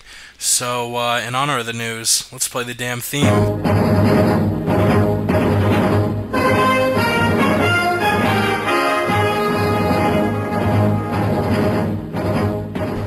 Brooks, you were talking about boring fighters. What a perfect transition into my first bit of news. Jake Shields getting cut from the UFC. A lot of outrage on Twitter. Tommy Toehold made a pretty funny joke recently on his videos, which if you don't watch Tommy Toehold, you are really missing out. That shit is hilarious. Making the joke like, wow, it didn't seem like you had any fans before you got cut. Now it seems like everybody's your fucking fan. Lost to Hector Lombard at UFC 171. He does have wins against guys like Robbie Lawler, Dan Henderson in Strikeforce, Tyron Woodley, Damian Maia in the UFC. But the UFC did not see value in keeping him around. So a lot of people were saying that he was released before his contract ended. Actually, the UFC just chose not to re-sign him. That's the technicality of it, but the long and the short is we aren't going to be seeing Jake Shields in the UFC at least anytime soon. And like I mentioned, the reaction was very different. A lot of people were pretty upset over the cut. A lot of people didn't really seem to care. Chris, I know you're not the hugest fan of Jake Shields, but what did you think about him, the UFC deciding not to bring him back? Well, at the end of the day, it's a business choice. The UFC is a business. It's entertainment. It's also a sport. It's in this weird middle ground. So I understand the cut. He's 35. He's probably not going to contend for a title again. And in my opinion, he lost to Campman. He lost to Akiyama. He lost to GSP, lost to Ellenberger. So that leaves him wins against Tyrone Woodley and Damian Maia. And I think even the Maia fight was kind of close. So the dude potentially is 1-5 or 2-4. So he hasn't looked good, man. He hasn't performed. He may make like some good fighters look troubled or lost, and he pushes up against the cage and they get on the ground and he smothers. Yeah, it's an interesting style. It's kind of like Ben Askren. It's the same thing. The dude wins, finds a way to win. He makes good fighters look bad, but I don't think you can really promote that. You can't promote that to a pay-per-view. You can barely sell it for a fight night or something like that. So I think it was the right choice, man. Send a message. The dude is insanely talented, but he's old, and he arguably lost over half of his fights in the UFC. Yeah, whenever you start to break it down by the numbers and look at how much money he was making, I think he was supposed to, his next fight, if he would have re-signed the same contract, would be 75. That's a lot of money. The UFC doesn't really pay guys very well, and to pay a guy who's not very exciting that much money, I could see why they wouldn't want to do that. So, that kind of does bring up another argument is that they want to cut people because they want to pay people less. Well, you're going to cut Jake Shields, who love him or hate him, he's a name, and you're going to sign 10 guys that are going to fight on the prelims or be like guys that nobody watches so they can fight on Fight Pass prelims and branch out into regional markets and try to, garner some attention, with those type of guys. So it's got positives and negatives. There's going to be some hardcore fans who are like upset because of Jake Shields. I didn't know why they wouldn't just, try to renegotiate his contract instead of, get him to sign at like a lower cost than just get rid of him. And you kind of see that a lot with like Yushin Okami and John Fitch. It's like they put him up against somebody they know they're going to lose. And then the second they lose like that one fight, they're done. I don't know. It kind of does send a message like Chris says, like, guys, you better perform or we'll cut you even if you're one of the best and you lose one fight. But then again, it says that, like, we're willing to cut guys just because they, don't fight exciting, even though they are the best in the world. Yeah, you know what? It's kind of crazy, actually. I think I predicted this on the podcast, actually. Like, Jake probably needs to show up or he's going to get cut, and, and he didn't. I think, I can't remember if I predicted it on the podcast or I tweeted this, but anyways, it didn't surprise me that he got cut. I mean, and how Dana White, how he said it, it makes sense, actually, because he has, I mean, it's not that he hasn't been performing or anything like that, but it's just like, his age and where he's at. So him getting cut, I mean, I was not surprised. If anything, Nate should be happy now. So since there's like a salary cut there, maybe Nate can ask for more money and stuff like that, and maybe get Jake's money. I don't know, just saying. Yeah, I don't think it was a bad cut. It made me feel so fucking stupid when I predicted Jake Shields to beat Hector Lombard. And the way that fight went down, Hector just ragdolled Jake Shields the whole fucking fight. Yeah, he did. Yeah, man, Jake's when I was vegan. watching. I want to point that out. He's what? He's vegan? He's a vegan, yeah. Okay. Well, either way, I felt really stupid for picking him to win that fight. It was not even close. Aside from that, though, as far as the cut, yeah, I don't see a problem with the cut at all because it's a business decision. And as much as there are so many other fighters that people don't tune in to watch, Jake Shields is a great fighter that fights on the main card a lot, and there's nobody that's going to buy a pay-per-view or watch a card specifically to watch Jake Shields fight. So what's the reason really to keep a guy, right? What's the reason to keep a guy that deserves that, high of a pay around anyway? So, he'll probably go to World Series of Fighting or, that's where I'm assuming he's going to go, maybe Bellator, but I don't know. Either way, he'll make, a pretty decent payday, maybe not as much as he was getting in the UFC, and he'll be fine. He'll be fine. He'll probably succeed a lot more than he would have in the UFC anyway, but it was a good cut. Word, yeah, we'll move on from Shields being cut to a fight announcement. Dan Henderson, one of the men that Shields beat in Strikeforce, coming off that win against Shogun Rua. We're going to see a matchup between him and Cormier, apparently. I heard about it being at UFC 175. Then I heard about the UFC maybe wanting to move it to 173, but they don't know if Hendo can do it that early because that's in like a month and a half. But Cormier and Hendo apparently is going to go down. The winner of that will be next in line after Gustafsson. Chris, who you got? Man, that's it's pretty easy in my book. Dan Henderson looked really bad against Shogun. He looked so bad. He was stiff.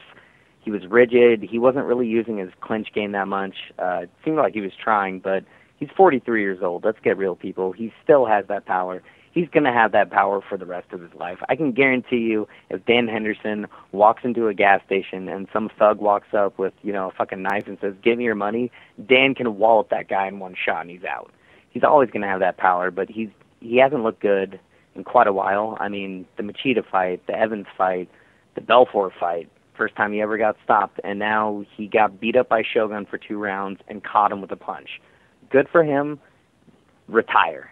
Retire after that fight, man, because there's no way you're going to go up against a guy like Cormier who is focused, determined. He's younger. He's in better shape. He's in better condition. He has better skills. It just seems like a swan song. The guy is going to get fucked up in that fight, and I'm honestly not looking forward to it. I think they should have given Gustafsson the next shot, or somebody else, man, like a Phil Davis. Daniel Cormier knocked out Bigfoot. He can definitely knock out Dan Henderson. Hey, got a question. When is that fight supposed to take place? Like I said, I think it's gonna be at Vegas either way. It's probably gonna be at UFC 175 on July 5th. I heard rumors about the UFC wanting to move it to 173, but I don't think Dan Henderson can make that fight that early, coming off that win against Hendo. Shogun, I mean, okay. sorry. No, because I was gonna say, if he's gonna make that fight, doesn't it sound funny him being a TRT user? And, and you're going to have to cover TRT, and Vitor was supposed to fight in that July fight, but he needed more time and stuff like that. That's the one thing I was going to point out, because if Hendo fights in that fight in July against DC and stuff like that, it's just going to make what Vitor said totally irrelevant, and trying to figure out, like, wait a minute, hold on a second. If Hendo is going to fight in July, then why would Vitor need more time to, like, get off TRT if he was supposed to fight in July? You know what I'm saying? I don't know. Just want to throw it out there. Probably because he's taking a totally different type of TRT or amount than Chael and the other guys who are on it and doing it like the legal way. And Vitor, obviously looking like fucking Hyde, whatever his name is, that fucking Asian bodybuilder that looks like a fucking giant pimple with fucking veins all over it. When did we get to Vitor? Hendo versus Cormier. Alan, who you got? I got Dan Henderson by lucky knockout. It's going to be dumb fucking luck. He's going to be getting his ass whipped, and he's going to pull out another fucking dumb luck knockout. It's going to be hilarious. I hate to pick against my boy Daniel Cormier because, we're both from Louisiana. But, Dan Henderson's going to fucking pull it out. It's going to be fucking insane. Everybody's going to go ape shit, just like when The Undertaker lost and the streak died. I don't know. I actually see DC actually winning that fight against Hendo. I mean, it's gonna be kind of scary for Hendo to like not really be on TRT, TRT per se, and I think that's gonna show in this fight if they do fight in July. And not trying to go off subject, Dick. Apologize for that, but it's just son like of a bitch. Conspiracy on that one. Sorry, big shout out to Front Row Brian on that one. I fucking love you, bro. Yeah, it only takes a few days to come down from TRT, so that whole thing, quickly his story changed, and it changed, oh wait, no, he wants to get used to training without the TRT. Like, come on, son. Brooks? Vitor Belfort's a fucking joke. Anyway, Dan Henderson does not have a chance in this fight. Cormier, I just wonder if Cormier is going to go in there intentionally and take an easy on him. He did not look good in the Shogun fight. Shogun was fucking tearing him up until the knockout. It's really unfortunate. I love Dan Henderson. I really wish he would retire. He's done his thing. He gave everybody the greatest knockout of all time with a knockout over Michael Bisping. UFC 100. Yep. I just wish he would stop. But no, Cormier's got this one in the bag. It's an easy fight. Henderson has pulled through before, but like I said, he's not looked good. And Cormier is prime right now and going for the title shot. And it's an easy fight, man. I'm probably going to cry when Dan Henderson loses. I almost cried when Vitor Belfort beat him. So it is what it is. It is what it is. I think everyone got their 2 cents on Cormier Hendo, and a topic Chris brought up before we went live. So Chris, it only makes sense. We'll pass it to you. Let you lay out the pieces. Give your first take on it. Tell us what Alistair Overeem is up to. Well, beyond horse meat, he apparently is going to Greg Jackson's, the Jackson Winkle Jacksons. Yeah, I can't believe it, man. I cannot believe that a killer like Alistair Overeem is going to a camp that is famous for taking lions and turning them into chihuahuas. It's insane. I don't understand it. I think it's a bad move. I think he should stick in Thailand over anything else. He looked great in his last fight. What do you guys think about that? Well, he's been working pretty good with Travis Brown, who fights out of, Greg Jackson and Legal Jones, I guess. Maybe they could just spar against each other and then, figure out their ground game, I guess. It's just kind of crazy that, like, one of the dudes that knocked out Alistair Overeem, he's going to be training with. That's my first response on that one. Yeah, I don't know. It's surprising to me also. I think that he should have stuck with Golden Glory which was where he was originally for all those years. And then he went to the Black Zillions. I thought I had heard that he went back to Golden Glory. Was I misunderstanding that, or? That will never happen. He had a lawsuit against his management because Golden Glory is not only a gym, but it's a management company as well. So he had a huge legal spat with them, and that's why he came over to the States. He'll never go back. Okay. Yeah, well, they were taking Golden Glory was taking money from Overeem, big time. Well, fight-wise, I think they had the best training partners for him. I had read something from Boss Rutan that said, ever since he had left Golden Glory, he just made some good points about how some of the kickboxers over there he was training with was making him better because he was training with better kickboxers than what he was. So he was keeping his hands up more, and he wasn't being knocked out. This was like right before he came into the UFC, obviously. But, as everybody knows, Greg Jackson's camp, they tend to slow guys down as far as being aggressive, I guess, and just coming in with really smart plans. One's basically coming in not to lose instead of trying to win. So I don't know. It'll be interesting to see how he does when he comes and trains with those guys. I don't know. It could make him a better fighter, but maybe not so entertaining. I mean, I don't know. Like, he should have gone I think, if anything, I mean, not to switch camps or anything like that, but he should probably stick with the Black Zillions, or if not, just go to American Kickboxing Academy, aka don't go to Greg Jackson's. I mean, to me, they're just more of like strategic. I mean, trying to make Clay Guida into something that he's not, something like that. I think for Overeem's, for his fighting style and stuff like that, he would be better off sticking with the Black Zillions or just going to American Kickboxing Academy over in San Jose. Alistair Overeem, you were a dick to me, so fuck you. I hope you die. Damn. Did Brooks go? I lost track. We got a little out of the order. Yeah, I went. Sorry. Or no, it's all good. I was actually bringing up this next fight announcement we got. Only a couple more topics left, so if anyone has something they wanted to talk about, bring it up, speak now, or forever hold your peace. Ali Bagatinov taking on Demetrius Johnson at UFC 174. That's going to be June 14th in Vancouver, I think.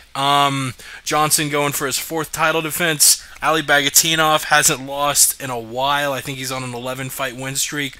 3 in the UFC to Marcos Vinicius, Tim Elliott, and John Lineker. Bagatinov sort of being thrown into the title mix to keep it interesting. Feels like we've sort of had a revolving door of flyweight contenders in Benavidez, Dodson, Moraga, and I guess you can count McCall too, even though he's been out forever now. Chris, the flyweight championship we're going to see in June in about 2 months is obviously Johnson is going to be a huge favorite. Do you think Ali, what's his nickname, Puncher King, Hands of Stone, some sort of shit, Ali Bagatinov, does the 28-year-old have a chance against Demetrius Johnson? Absolutely, I think he does. Do I think he'll win for sure? No, I don't think so. I think he's a very skilled fighter. He's Russian or Dagestani, whatever he is. He's fantastic. He's got a lot of skills. I think Demetrius is just on another level. But the one thing I can say about this fight, which I was going to pose a question to the rest of you, this is a headliner for a pay-per-view, and it's a flyweight fight. I think it's the first ever flyweight UFC headliner, which makes it really big. And I think, honestly, at first I would say, no, it's not going to sell. But I think Bagatinov is going to come in there, and he's a showman. Like, you remember his fight with Francisco Rivera last time out. Rivera dropped down for a leg lock, and Bagatinov looked at him and shook his finger and flexed for everyone and yelled, "Ah!" I think it's going to be one of those fights where Bagatinov comes in there and just really puts on a show for everyone, and I think it's going to go back and forth, and it's going to get people sold on the flyweight division. I think finally this is the one. I don't know. Go on. Quit skipping, Brooks! I was going to say, I don't know. I'm kind of like torn on this fight of how it's gonna go down, because Demetrius Johnson, I mean, he KO'd Joseph Benavidez. Who saw that coming? I thought it was gonna be the other way around. So, Bagatinov, I've got to see him fight in person. I think we saw him at UFC 167. Correct. Yeah, and he put on a really good performance, and he's looks good since he's made it to the UFC. I think it's going to be a really good fight, but I just think Demetrius is just way too strong, and I think Demetrius is going to drag him to the ground and just do what Demetrius does, and that's out wrestle him and out grind him and keep a pace that Bagatinov can't keep up with. And I'm also scared that if they don't put enough star power into this pay-per-view, which they really don't have anymore. I can see this pay-per-view not even drawing 200,000 buys, which would be terrible. Haunted house scared? Yeah, really scared. Yeah, I'm looking at the fight card right now. The only person they have on here that's worth a draw is Rory McDonald against Tyron Woodley. That's it. Right now, everything else that they have on there, it's really nothing where it would sell this pay-per-view. Yeah, I don't know what other fights are on this card. I haven't really looked at it yet, but they really better start promoting Bagatinov, or however you pronounce his name, because I don't think he's really a household name to this point. And for him to headline a pay-per-view it's pretty far of a stretch if you ask me. I know Demetrius Johnson has been headlining all these Fox cards, which is just fine. And the 125ers is also a thing to worry about, especially with someone not as well known as Ali. So, I like Ali Bagatinov. He's a great fighter, world Sambo champion. Just from what I've seen of him in the UFC, though, I don't think he's ready to, I don't think he's going to be able to take out Demetrius Johnson. I think before the John Lineker fight happened, I think that I said whoever wins this fight is probably going to get the title shot. But, there's just, it's so shallow in the 125 division that you pretty much got to throw whoever's on the best winning streak into the title picture right away. So, it's a gifted title shot, basically. There's just not enough people around to, give the shot to anyway. And I'm sure Demetrius Johnson wants to stay active. He doesn't want to fight, once a year or once every year and a half. So, it's a fair fight. Bagatinov could win. He could knock Demetrius Johnson out with a lucky shot or something. But I think Demetrius wins this fight fairly easily. I mean, I don't know if he can finish or not, but he will. I mean, he'll win the fight. Yeah, same here. I don't see how Demetrius Johnson is going to lose this fight, honestly. But what I do see, do I see Bagatinov being as big as a threat as Joseph Benavidez? Fighting his which was DJ's last fight. Yeah, I do actually. But at the same time, I don't know. This one, I think this one's really going to test. This is really going to test Demetrius because he's going up against a Sambo champion that can get people to the ground too. And if Demetrius wants to put him to the ground, he's going up against a guy that can work on the ground and work on his back and stuff. So what I can see what Demetrius is probably going to do more is maybe just work with his hands, stuff like that, and use his speed where he doesn't get taken down or tripped or anything like that. Going to be someone from a Sambo background. But either way, them headlining, I like it, the fact that they're headlining now. He is world champion. He should get the pay-per-view buys, but going into, I think it was 175, just the card itself, there's really no one on there except Rory McDonald and Tyron Woodley. The card looks fucking atrocious. So that to sell, I'm not quite sure. They might as well just switch that from pay-per-view to a Fox event. Personally, but either way, I see DC winning the fight, though. Do you think that's a possibility also, to where they just knock off the whole pay-per-view thing, where they just put it on Fox? I think they could. I think they would switch it. Personally, just look at it's the card way itself. I think too. They would yeah. It's for them to switch it, it would need to be at least 4 or 5 months in advance. You're almost a month away from 173, 2 months away from 174. Honestly, we haven't been getting the best stretch of fights. We sort of were spoiled for 165 through 168. And then 169, yeah, you had Aldo and Barao, but they were one-sided fights. 170, we were supposed to see Cormier versus Evans. We ended up getting two one-sided fights on the main and co-main. 171 was awesome. 172, it's got a few fights, but it isn't the deepest. And I think this is one of the symptoms from scheduling so many fights, so many fight pass cards. Each of them has got to have a decent fight. I think the UFC, they're cranking out 4 events every single month, and you're gonna need fights like Nog Nelson, that what normally would be a decent, pay-per-view opener fight, that's moved to be a main event of a fight card fight, and you're seeing a ton of that. And I sort of think that the amount of cards we're getting is making each individual card weaker. Do you all sort of see that and agree with it? Anyone hop in, whoever wants to fucking talk. Yeah, no, I do actually see it that way. You know what, Jake? We actually had this conversation, and you know what? And I said I'm all for it, but now I'm seeing the reason why that it's like too much, because like there's probably like a lot of people that are just getting injured, whatever, but or a lot of people are just not ready to fight.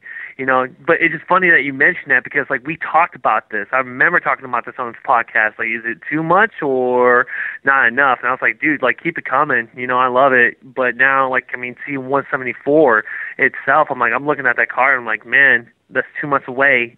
Like, they really need to like hype it up, or they already know for a fact that they're not going to get a big draw from it, so they're going to just try to get as much money as they can from it. So, but dude, they're pushing out way too much fights now, in my opinion. I disagree. I know the majority, I think, right now agree with you. But man, these past couple of weeks that we didn't have a UFC event, I was actually fiending to watch a UFC event. It's kind of funny. I guess I'm just not a stickler for the quality cards that everybody are looking for right now.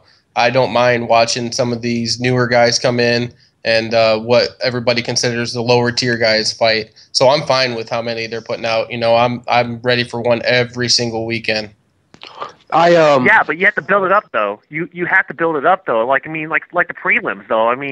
They're not like low level fighters or anything like that, but we know a little bit about them. But then from there, when you go to the main card, they have to be well known fighters. So you look at 174. The only fighter, the only fight that's on there besides the main event is Tyron Woodley against Rory McDonald. But everyone else, like, it's no namers. So like for the UFC wise, they're gonna lose money on that. Well, I kind of see it both ways. I agree. I love having UFC cards every week. It's really exciting. I like some of these smaller guys that aren't as much of a household name. I know some of them, so I'm for the hardcore fan, I think it's a lot better. But from a standpoint of putting on big pay-per-views and pumping out like good buy rates and having solid cards, I don't think it works. I think that having this many events is really detrimental to the exactly what the UFC like the casual fan really wants, and that's like these big epic pay-per-view cards. And then also losing some of your bigger fighters like Anderson, George St. Pierre, Nick Diaz, like you lose some of these guys, and then you don't. You're trying to build these other names, but you don't really have like the depth that you used to have. So it's kind of hard, and a lot of these guys that are 35 to 37, like Chael Sonnen and Vanderlei, there's a lot of guys in their age group. They're going to be retiring pretty soon. And then what the hell happened? There are some up and coming guys that are like household names, kind of like Kelvin Gastelum. You got Ali Bagatinov. You got like some guys that are like in their early mid-20s that are coming up. But what happens whenever the next couple of years, like we lose the guys out of the co-main event type guys. Daniel Cormier even is he's like almost 35. So I don't know if the way that they're running things, if it's going to continue to work. It works right now because they still have like a pretty decent, roster. But once they start thinning out even more and start losing some of these names, if they don't have like the name base built up enough, you're really going to start to see like these other companies start to compete, I think, with the UFC as far as like quality of cards. Not necessarily money and viewers, but they'll compete with, the quality. Because there's, some other, fighters like World Series of Fighting, now they have like a pretty, decent welterweight division. Bellator, they put on some exciting fights. And, I don't know. There's pros and cons to it both ways. Chris, I don't how think many fights? Sorry, how many fights are even announced for the card right now? I mean, it's not filled up. Currently at UFC 174, you're right. There are a lot of fights that are going to be moved there. We got, like we said, most likely the main and co-main event will be Johnson, Bagatinov, and Rory McDonald and Tyron Woodley. Also have 2 bantamweight fights. Yves Tiger Jabouins taking on Mike Easton, and Roland Delorme's taking on Mishinori Tanaka, who I'm sure Alan will be rooting for. At welterweights, you got the Brazilian Daniel Sarafian taking on Kichi Kunimoto, who Alan will also be rooting for. Yep. What about Rafael Cavalcante and Ryan Bader? Feijão? That has been announced, but it isn't. It's likely going to be on 174, but it's not confirmed to be on that card yet. The only reason they haven't confirmed that fight is because of the whole Dan Henderson. They don't know if he's going to be able to go, so it might end up being Bader versus Cormier if Henderson for some reason isn't physically able to get cleared. I hope Dan can go, because how awesome would that be? Alan and I are going to be in Vegas for 175, hopefully to see Chael put that beating on Vanderlei finally. But Chris, I would like to watch that fight too, because like at that point in time, then I could like tweet Vitor like, "Look, motherfucker, this guy was on TRT and he's fighting in June. You fucking piece of shit." Well, I mean, I think you saw very different but similar reactions to the NSAC's choice to ban TRT.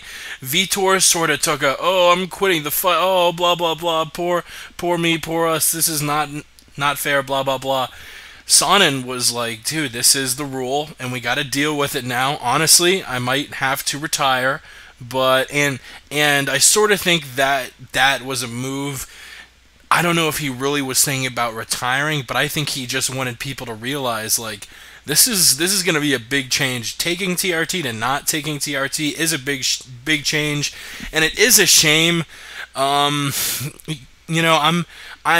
glad Nevada made the decision, but at the same time, it sort of sucks because people who have been on TRT will, in a roundabout way, be punished for it because their body is used to synthetic TRT and they're not making that much natural TRT. And as much as you want to say, oh, well, they shouldn't have done TRT in the first place, it was legal.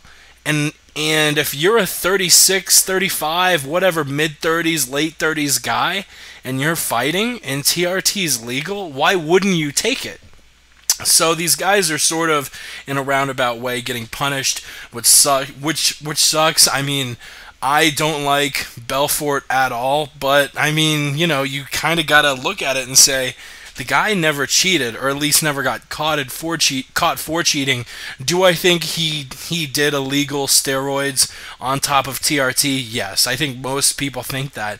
But he never got caught because the UFC, sort of like George St. Pierre said a week or two ago, you've got to be stupid to fail a UFC drug test. Chris, I don't know if we got your... Just to clarify, he was busted over in Japan, I think it was, wasn't it? Well, that was way earlier in his career. That's Are we talking Belfort? That's not TRT era Vitor. Belfort got busted in the U.S. It was Pride's first show in the United States. It was 2007. He fought Dan Henderson, and he busted for a metabolite for...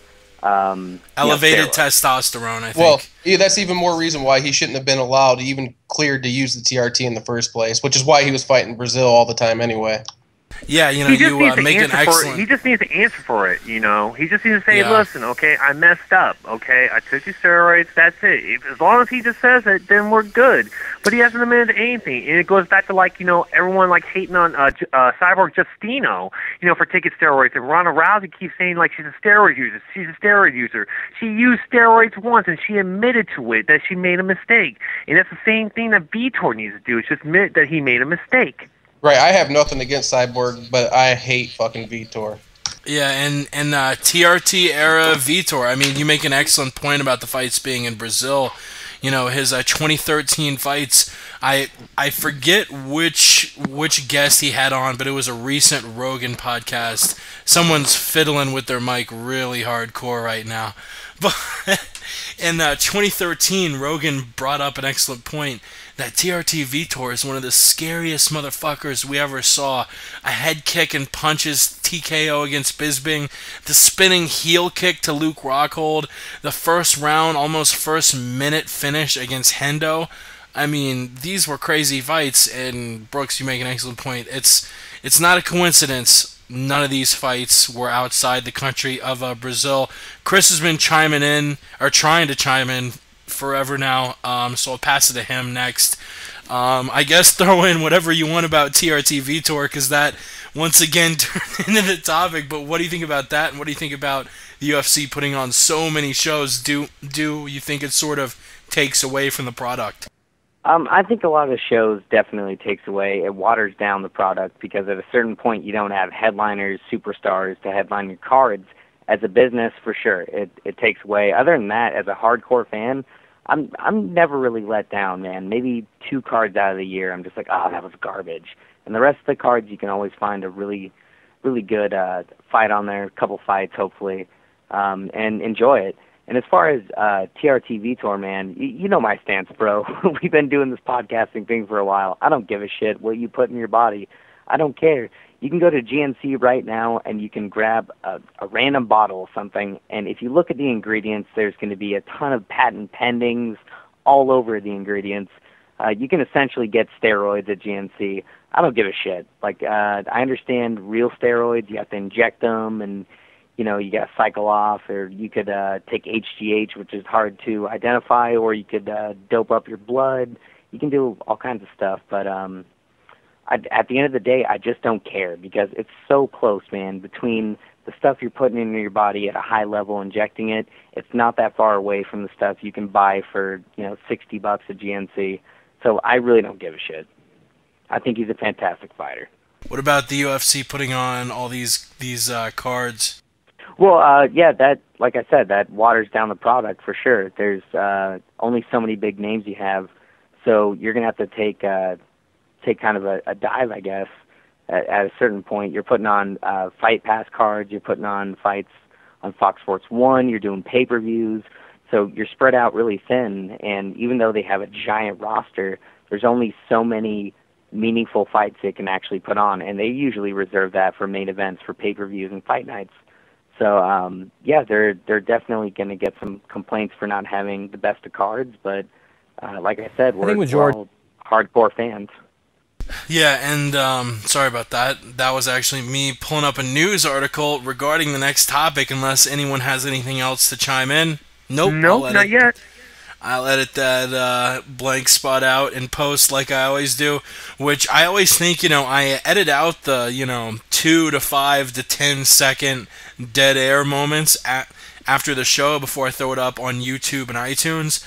And I always think, I'll cut out the dead air, like say Alan totally dropped out, and I'm like, Alan, are you there? Alan, what it sounds like is, Alan, are you there? Alan, I guess he isn't there. So it probably sounds like I'm impatient as fuck. But if you're listening on iTunes and YouTube, people just know the dead air gets cut out, because I'm trying to save you a few seconds on this 2.5 hour long podcast that we have a couple more topics before we close the door on it. George St. Pierre, he needs ACL surgery. The UFC apparently is going to pay for his ACL surgery despite him having a frozen contract, which I think is the UFC sort of trying to save face a little bit. Honestly, the UFC knows their relationship with George St. Pierre is a very important one and a very valuable one. Them being on good terms with GSP means that when GSP comes back, they're going to make a lot of money. So I think the UFC realizes, you know what, it's probably worth it for us to pay for his knee surgery, so we're on good standing. So the UFC is going to pay for it. And also in related news, George St. Pierre offering to help Carlos Condit with his recovery from an ACL surgery. Both of them going to be recovering. George from training, Condit from his fight with Tyron Woodley that ended via TKO because of that ACL injury that Condit sustained. I'll throw to you first, Chris. Simple question. You know, I sort of just laid out the setting, the new news with GSP. When do we see George St. Pierre back in the octagon? I never want to see him back in the octagon. I have no desire. I think his last fight was really telling of his career. He was at his tail end. You know, his skills were still very high, but his body was failing. He wasn't into it. And on that note, you ended on a win, even though it's controversial.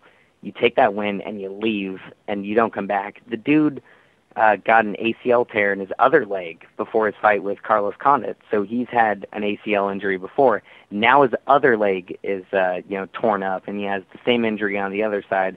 I don't think you can come back from that, man. It's just like Dominic Cruz. There's a reason that guy isn't back. He's never going to show up and be the same. I think it's the same for GSP. Stay away from the sport. You're definitely the greatest welterweight of all time, and you're in the top 5 for pound. So stay out. Yeah, I'm definitely kind of with Chris on this one. I think he went out on top. I was there. He lost the fight, but he got the decision. He lost the shit out of that fight. Yeah, on so many levels, and he doesn't need to come back. I mean, I know he had the dispute with his management and all that, and I don't know how much money he lost, but the dude's got the UFC would probably give him some other type of career, and I think he's got other investments. He's making movies, Captain America. I watched his performance in the new Captain America movie, and it was kind of lame, but he did some martial arts. It looked really slow, like a typical UFC fighter would, and I don't know. He doesn't. I don't think he needs to come back to fight. I think he's set. I think there's other things, other alternatives. Jobs, training. George St. Pierre can make so much money off of running a gym. With Frost, or if he wanted to open up his own gym besides TriStar. There's just a plethora of things that he could do to be financially successful outside of actually fighting and competing. So I don't think he needs to come back. He could come back and do something else with the UFC. They like to keep good guys like that around. How they keep, Matt Hughes and Chuck Liddell and, some of these other guys, Forrest Griffin. They keep them within the company, just, in a different type of role. But I don't think he needs to come back. I don't think he needs any more beatings. I don't think he needs to, be sent off into the alien world with the abductions and stuff like that. I think all those nightmares will start getting even worse if he comes back and Hector Lombard fucking beats the shit out of him, and Jesus Christ, that would be scary.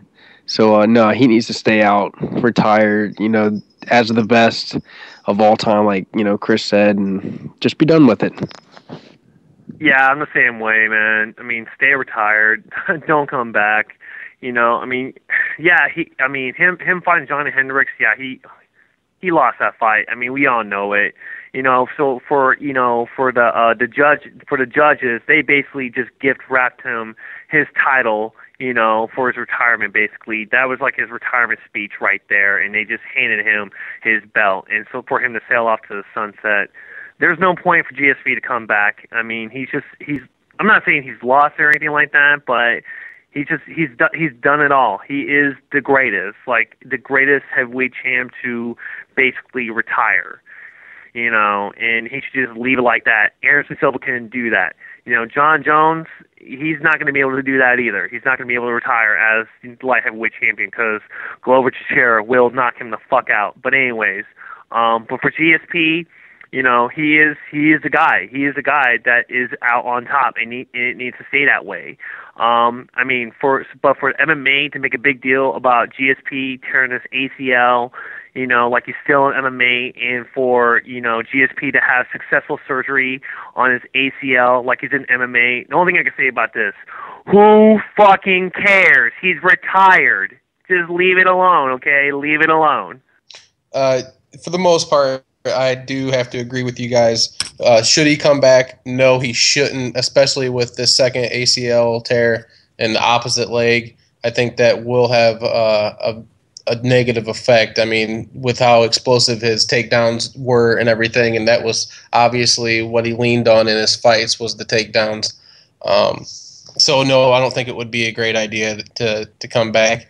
Do I want to see him come back? I would love to see him come back, only for two different reasons. One, I would want to see a second Johnny Hendricks fight. So either Hendricks could solidify the fact that he won the fight, or for George to solidify that he won the fight. Either way, I want to get some clarification, and I want it to be a little more clear than what happened. Obviously, everybody thinks that Hendricks won the fight or knows that Hendricks won the fight.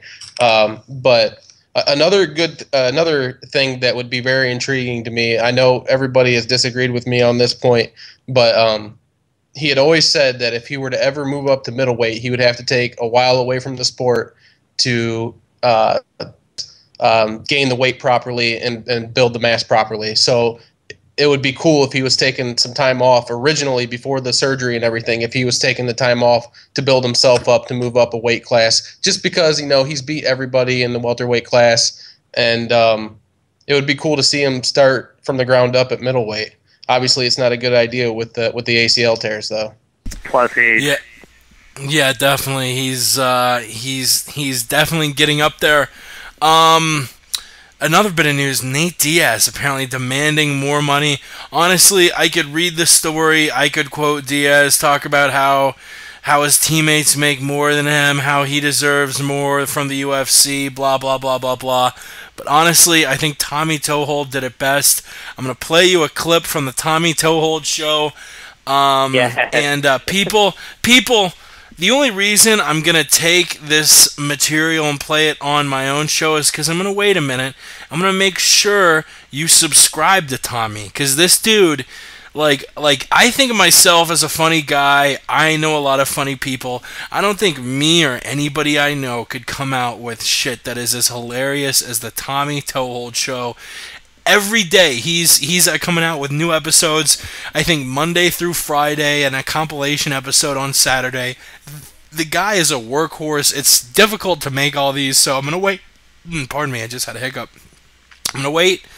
Follow him on Twitter, Tommy Toehold Show, YouTube, Tommy Toehold Show. He's coming out with shit every day, and you really need to watch an episode every fucking day. I think he the one before this. Honestly, let's go back and look. The most recent one is this Nate episode. On Tuesday he came out with a Jake Shields episode, which you gotta watch. Monday he did an episode on Brock versus Undertaker, which fuck it, we might just touch on because this has been such a freeform episode. But Tommy Toehold, literally, if you are an MMA fan and like fucking funny shit, the Tommy Toehold show is for you.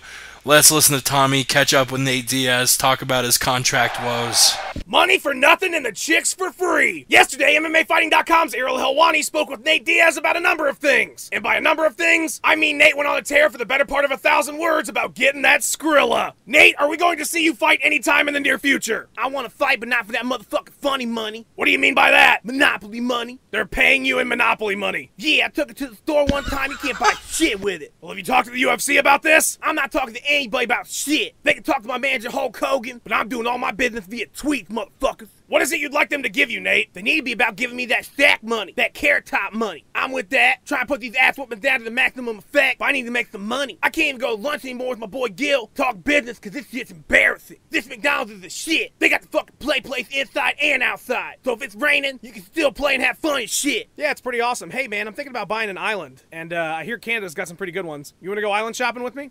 Yeah, but I was thinking about buying Wolf of Wall Street on Blu-ray first, so I better hold up on buying any islands, you know. I need need to be getting that Carlton Banks cash because I owe the IRS $17 trillion. I don't even think I made that much this year. That's the national debt, Nate. Are you ready to fight at least? Shit, I train every motherfucking day. I can weigh in right now and fight 6 marks in the lightweight division tomorrow. I train harder than everybody in the UFC. And I'm about being a hitter unlike these soft-ass motherfucking marshmallow heart bitches like Benson Henderson. Wrestling's not fighting.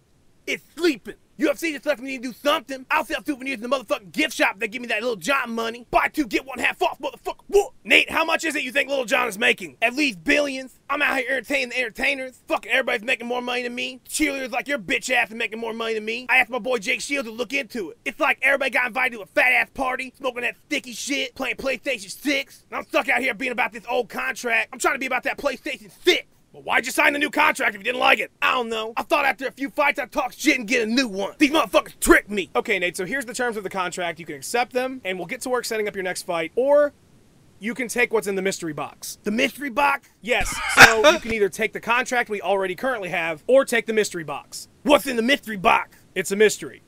I want the contract, but that mystery box could be putting Fritos down to the maximum effect, and I'm hungry as fuck right now. I'll take the mystery box. It's Khabib Nurmagomedov. Sometimes I wish this show was real. Nate, I think you know what everyone watching is expecting right now. Yeah, I know the drill. Shouts to all my boys, Dr. C.A., Gil, Nate, Jake, Ross, Chandler, Rachel, Joey, Phoebe. Stop signs for making us stop. Churros for tasting fucking delicious. Carpet, electricity, spoons for holding food, and carbon for making up 18.5% of our bodies. Building blocks of life, motherfucker. Whoa. Thanks, Nate. That's show, fight fans. Tune in tomorrow for another episode. Bred by Triple CHS, I'm Tommy Toehold. And visit countermove.com just because I'm shouting out all the Tommy Toehold shit I can. I'm playing his stuff, so I really got to plug him. Tommy Toehold. If you don't know, now you know, nigga. Chris, I just dropped a soft N-word on the audience, so let's let everyone forget about it. What do you think about Nick Diaz wanting that Bieber money? Shout out to Spoons. Yo, man, I'm trying to work hard here over here. Like, I'm doing work. I knocked out Ray Maynard, and I totally beat Josh Thompson's bitch ass, and I fucking whooped up Ben Henderson hard. Dude, he's delusional, just like his brother, man. Nate and Nick Diaz are delusional. They're coming off of 2 fight losing streaks with maybe 1 win in there at the end, and they're talking about getting paid good money. This is no time to negotiate for good money when you're looking that bad, man. It doesn't matter how close the fights were. A loss is a loss, man. You got to take your losses. You got to move on. You got to fight contenders, and you got to get back in there. That's the sport of MMA. These guys bitching about their pay, and it's not even relevant. Nick Diaz is not relevant at this point. Nate Diaz is barely relevant. He beat up a shop-worn Gray Maynard, like I said earlier. The dude doesn't have a solid win, and he's talking about getting paid more money and how he'd be better off at Walmart. Good. Let him go. Let the Diaz brothers go to Bellator or World Series of Fighting. They're clinging on, and they're complaining about their pay. But if they were really serious about this shit, they would have just asked to be released. Dana White would have done it. They're gone, and they go over to Bellator and World Series of Fighting. They're playing hardball is what they're doing, and I respect it, but at the same time, it's not going to do you any good out there, man. Rack up some wins, earn your shot, make good money. That's how you do it. They are not in the same position as Gilbert Melendez was, when he was just playing hardball, and trying to get a better contract, and he did. I mean, Nate Diaz is a good fighter, don't get me wrong, but he's not like, the best fighter, right now. I mean, he's talking about like all that shit about, him losing to Josh Thompson or whatever, but like Josh Thompson knocked him out. And as a matter of fact, it wasn't really a TKO. If you guys really want to watch a fight, they threw in the towel on Nate Diaz. It might have been Nick or Caesar, but like the towel was thrown in that fight when he was ground and pounding when Josh Thompson was ground and pounding Nate. I think the towel was thrown sort of as the ref was waving it off. I think it was a legit TKO, and the towel was not the reason why the fight was stopped, but you could see, I think it was Herzog reffing that fight for some reason, but as the ref rushed in, Probably. You could sort of see the white towel being thrown up from Diaz's corner. That's what I'm saying. So, like, I mean, you see Nate acting all hard and stuff like that, but, you know, it might have been the brother Caesar, you know, pretty much making him look like a pussy with the towel throwing and stuff. So, like, him talking about that is completely irrelevant. And just to make it matters worse, like, you fucking lost, Nate. You know, you lost. So for him to, like, try to, like, you know, negotiate for more money and stuff like that, you signed on the dotted line, dude. You signed the contract after, you know, before your title shot with Benson Henderson. You know, after you fought Jim Miller and submitted him, you got a new contract and stuff like that, and you were fighting against Benson Henderson. So why the fuck are you complaining when you signed on the dotted line? You went for the mystery box, basically, and it was Khabib, and now you're not wanting to fight anymore. That Tommy Toehold shit was funny, first of all. And Nate Diaz is also fucking hilarious. I hope they... I don't know. I'm sure he'll fight again in the UFC, regardless if they give him a different contract or more money or whatever. But I hope he sticks around. No matter what he does, I hope they keep talking. Everybody hates him. I mean, they do have a lot of fans also, but I don't know, man. The shit's entertaining, man. It gives us something to talk about, too, and it's something outside the cage when they aren't fighting. It's something to keep the MMA world relevant in my eyes. I love hearing it. Sure does. Yeah, exactly. And they're a bad name for weed, by the way. They are a bad name for weed. Like, these guys are so high strung. They're always fired up, always ready to fight, and they're always smoking weed. How is that possible? That's crazy. That doesn't make any sense at all. But, that's a very good point. But I love Nate and Nick Diaz, and I just hope they stick around because they are entertaining to watch fight also, man. Those guys get in there and they throw down. They don't back up. You know, work on some takedown defense. We've been talking about that for years. But other than that, you know, Nick and the $500,000, he's not gonna fight for anything less than $500,000. That was pretty funny to me too. I don't know who's making that right now in the upper echelon of the UFC. You know, maybe 250. I'm not sure. I haven't really looked at any of the numbers lately. Ronda is making 55-5, and she is way more a face of the UFC than Nate is. Yeah, well, you're right about that. I just, I mean, I don't know. I don't think that's even a possibility. 500,000. You know, I don't know with pay-per-view buys included into that. I don't know if he's getting pay-per-view buys. I'm not even sure about that. Well, the funny thing is, Nate can complain all he wants. As long as he's under contract with the UFC, he can't fight for anybody else. So him bitching and moaning, I mean, I love this shit out of Nate, out of Nick. I love watching him fight. But you gotta make a negotiation after the contract. You're the one who signed the dotted line. You know what? This will actually make for a good last topic before we send it out, unless anyone else has any other topics they want to talk about. Fighter pay. You know, I think all of us can agree fighters should probably get paid more. I think you had a guy on Bellator. It was either Bellator or World Series of Fighting. I hate that I mixed the two up because I like the way World Series of Fighting does business. But a fighter in one of those organizations made $500. Like a top-level organization made $500 to fight. I think we can agree that fighter pay should be better, but at the same time, you're going after the wrong people. I mean, this is a free market, and you can't go after the employers to pay the fighters more. I mean, yeah, it would be nice of them. It would be charitable. It would be good on them if they did. But in a free market, it's the role of the employees, in this case the fighters, to only work for a fair pay. And if all the fighters were turning down fights for shit pay and only accepting fair pay fights, fighters would be getting fairly. That's the reason you see a players' union. You see a players' union in football, basketball, baseball, hockey. I think we're going to see a fighters' union soon. I sort of want to get my law degree and get on that and make the UFC fighters' union and make a fucking $1 million. But I think a fighters' union is a reasonable next step. It's something that Zuffa is very against, obviously, because a union is going to mean they're going to need to pay people more.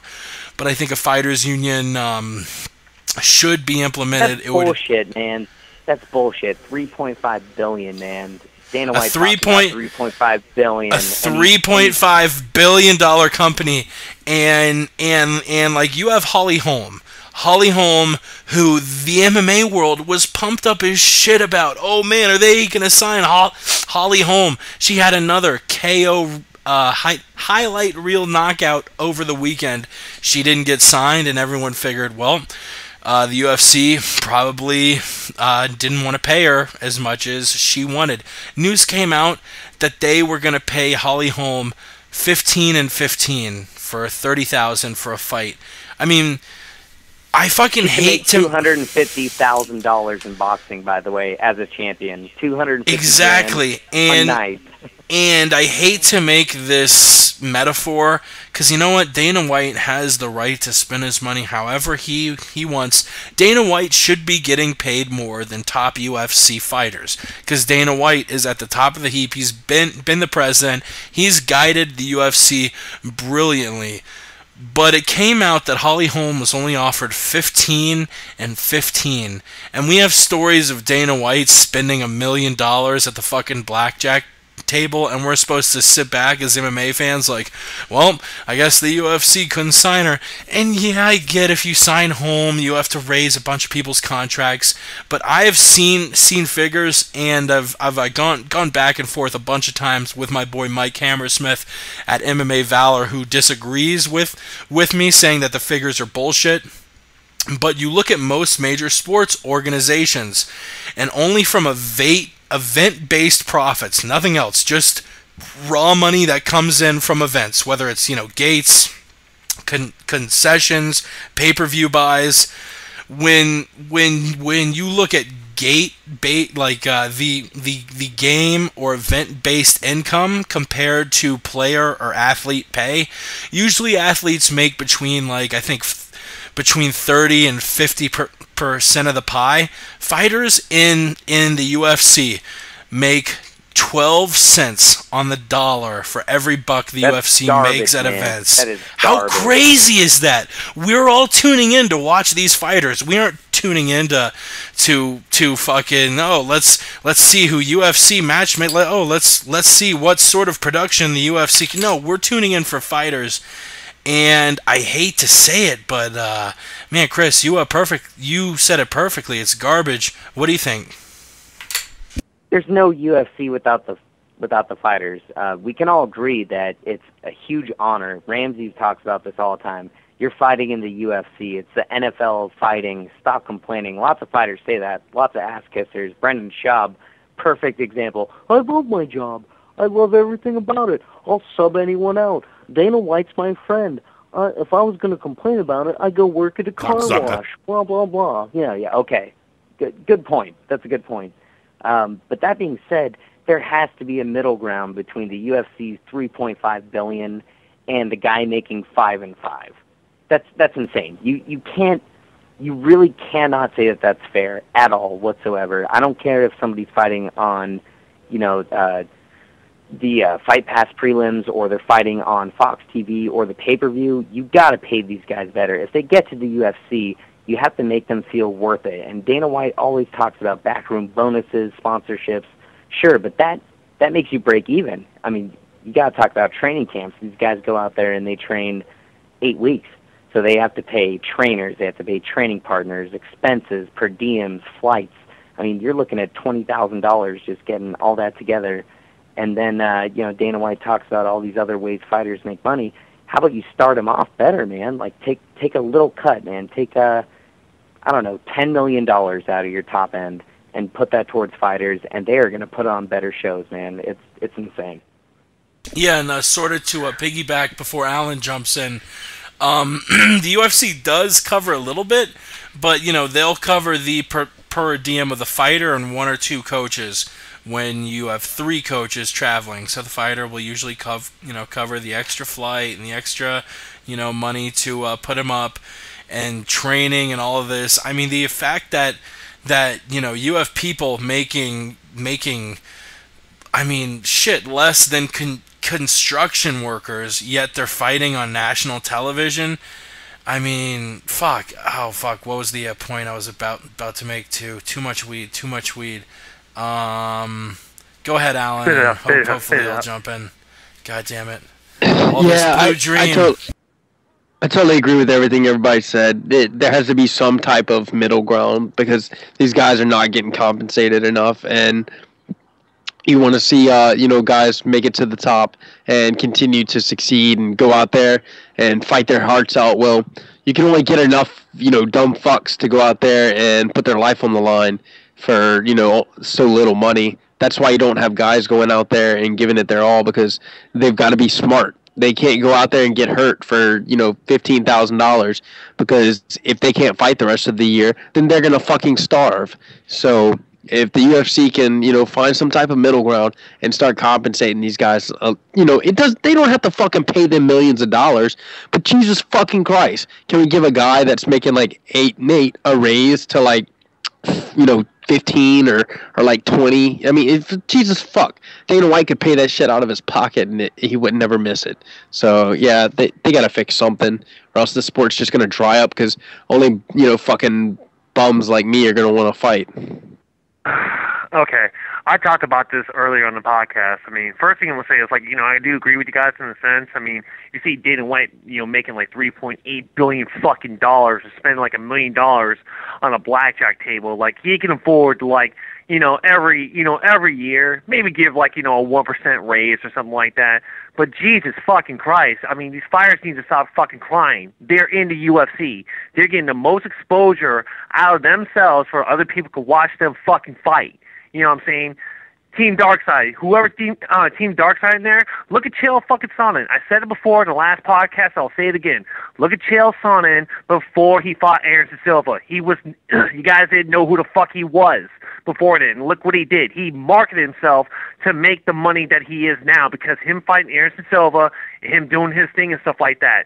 The fucking fighters need to learn from Chael Sonnen, like Nate Corey. I know he was on the podcast, like, back in the day and stuff like that, but maybe he should take some from Chael Sonnen in that sense, of where he can market himself to where the UFC can use him as a fucking brand. Jesus Christ, dude, like, stop crying about the fucking fighter pay. Yeah, you guys should get more money, every year and stuff like that, but Jesus Christ, dude, seriously, just market yourselves.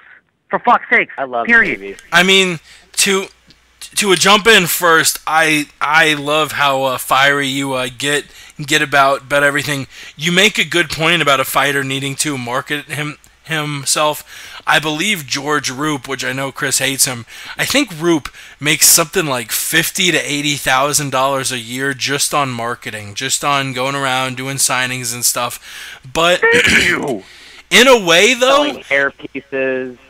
You can make a little bit of money, but in a way, you are still on the UFC leash. The UFC's got to give the thumbs up to most big public appearances. The UFC owns the rights to all these fights. We actually had Nate Corey on, not recently. It was all the way back in 2012. It's my favorite interview we've ever done, and he talked about how he should have had a lawyer when he first signed the UFC contract, because there was a lot of little things, like he doesn't have the rights to any of the fights from when he fought in the UFC, and he wishes he did, but he doesn't. The UFC does.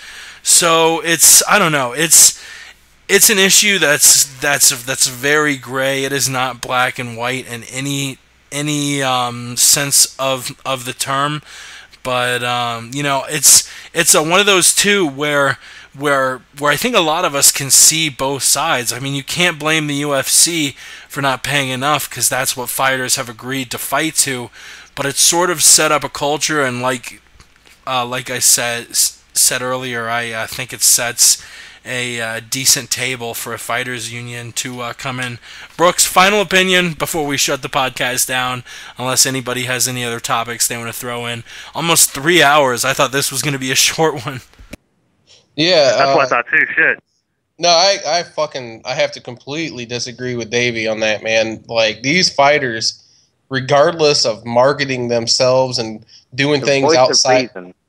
Well, just doing things outside. The reason is because the UFC and whoever's making the payments and all that shit is making a fucking killing. They're making so much money off of these fighters, and they're not giving a fair, salary in return. They deserve more than what they're giving out because, like was said earlier, these guys won't even miss the money if they pay out more.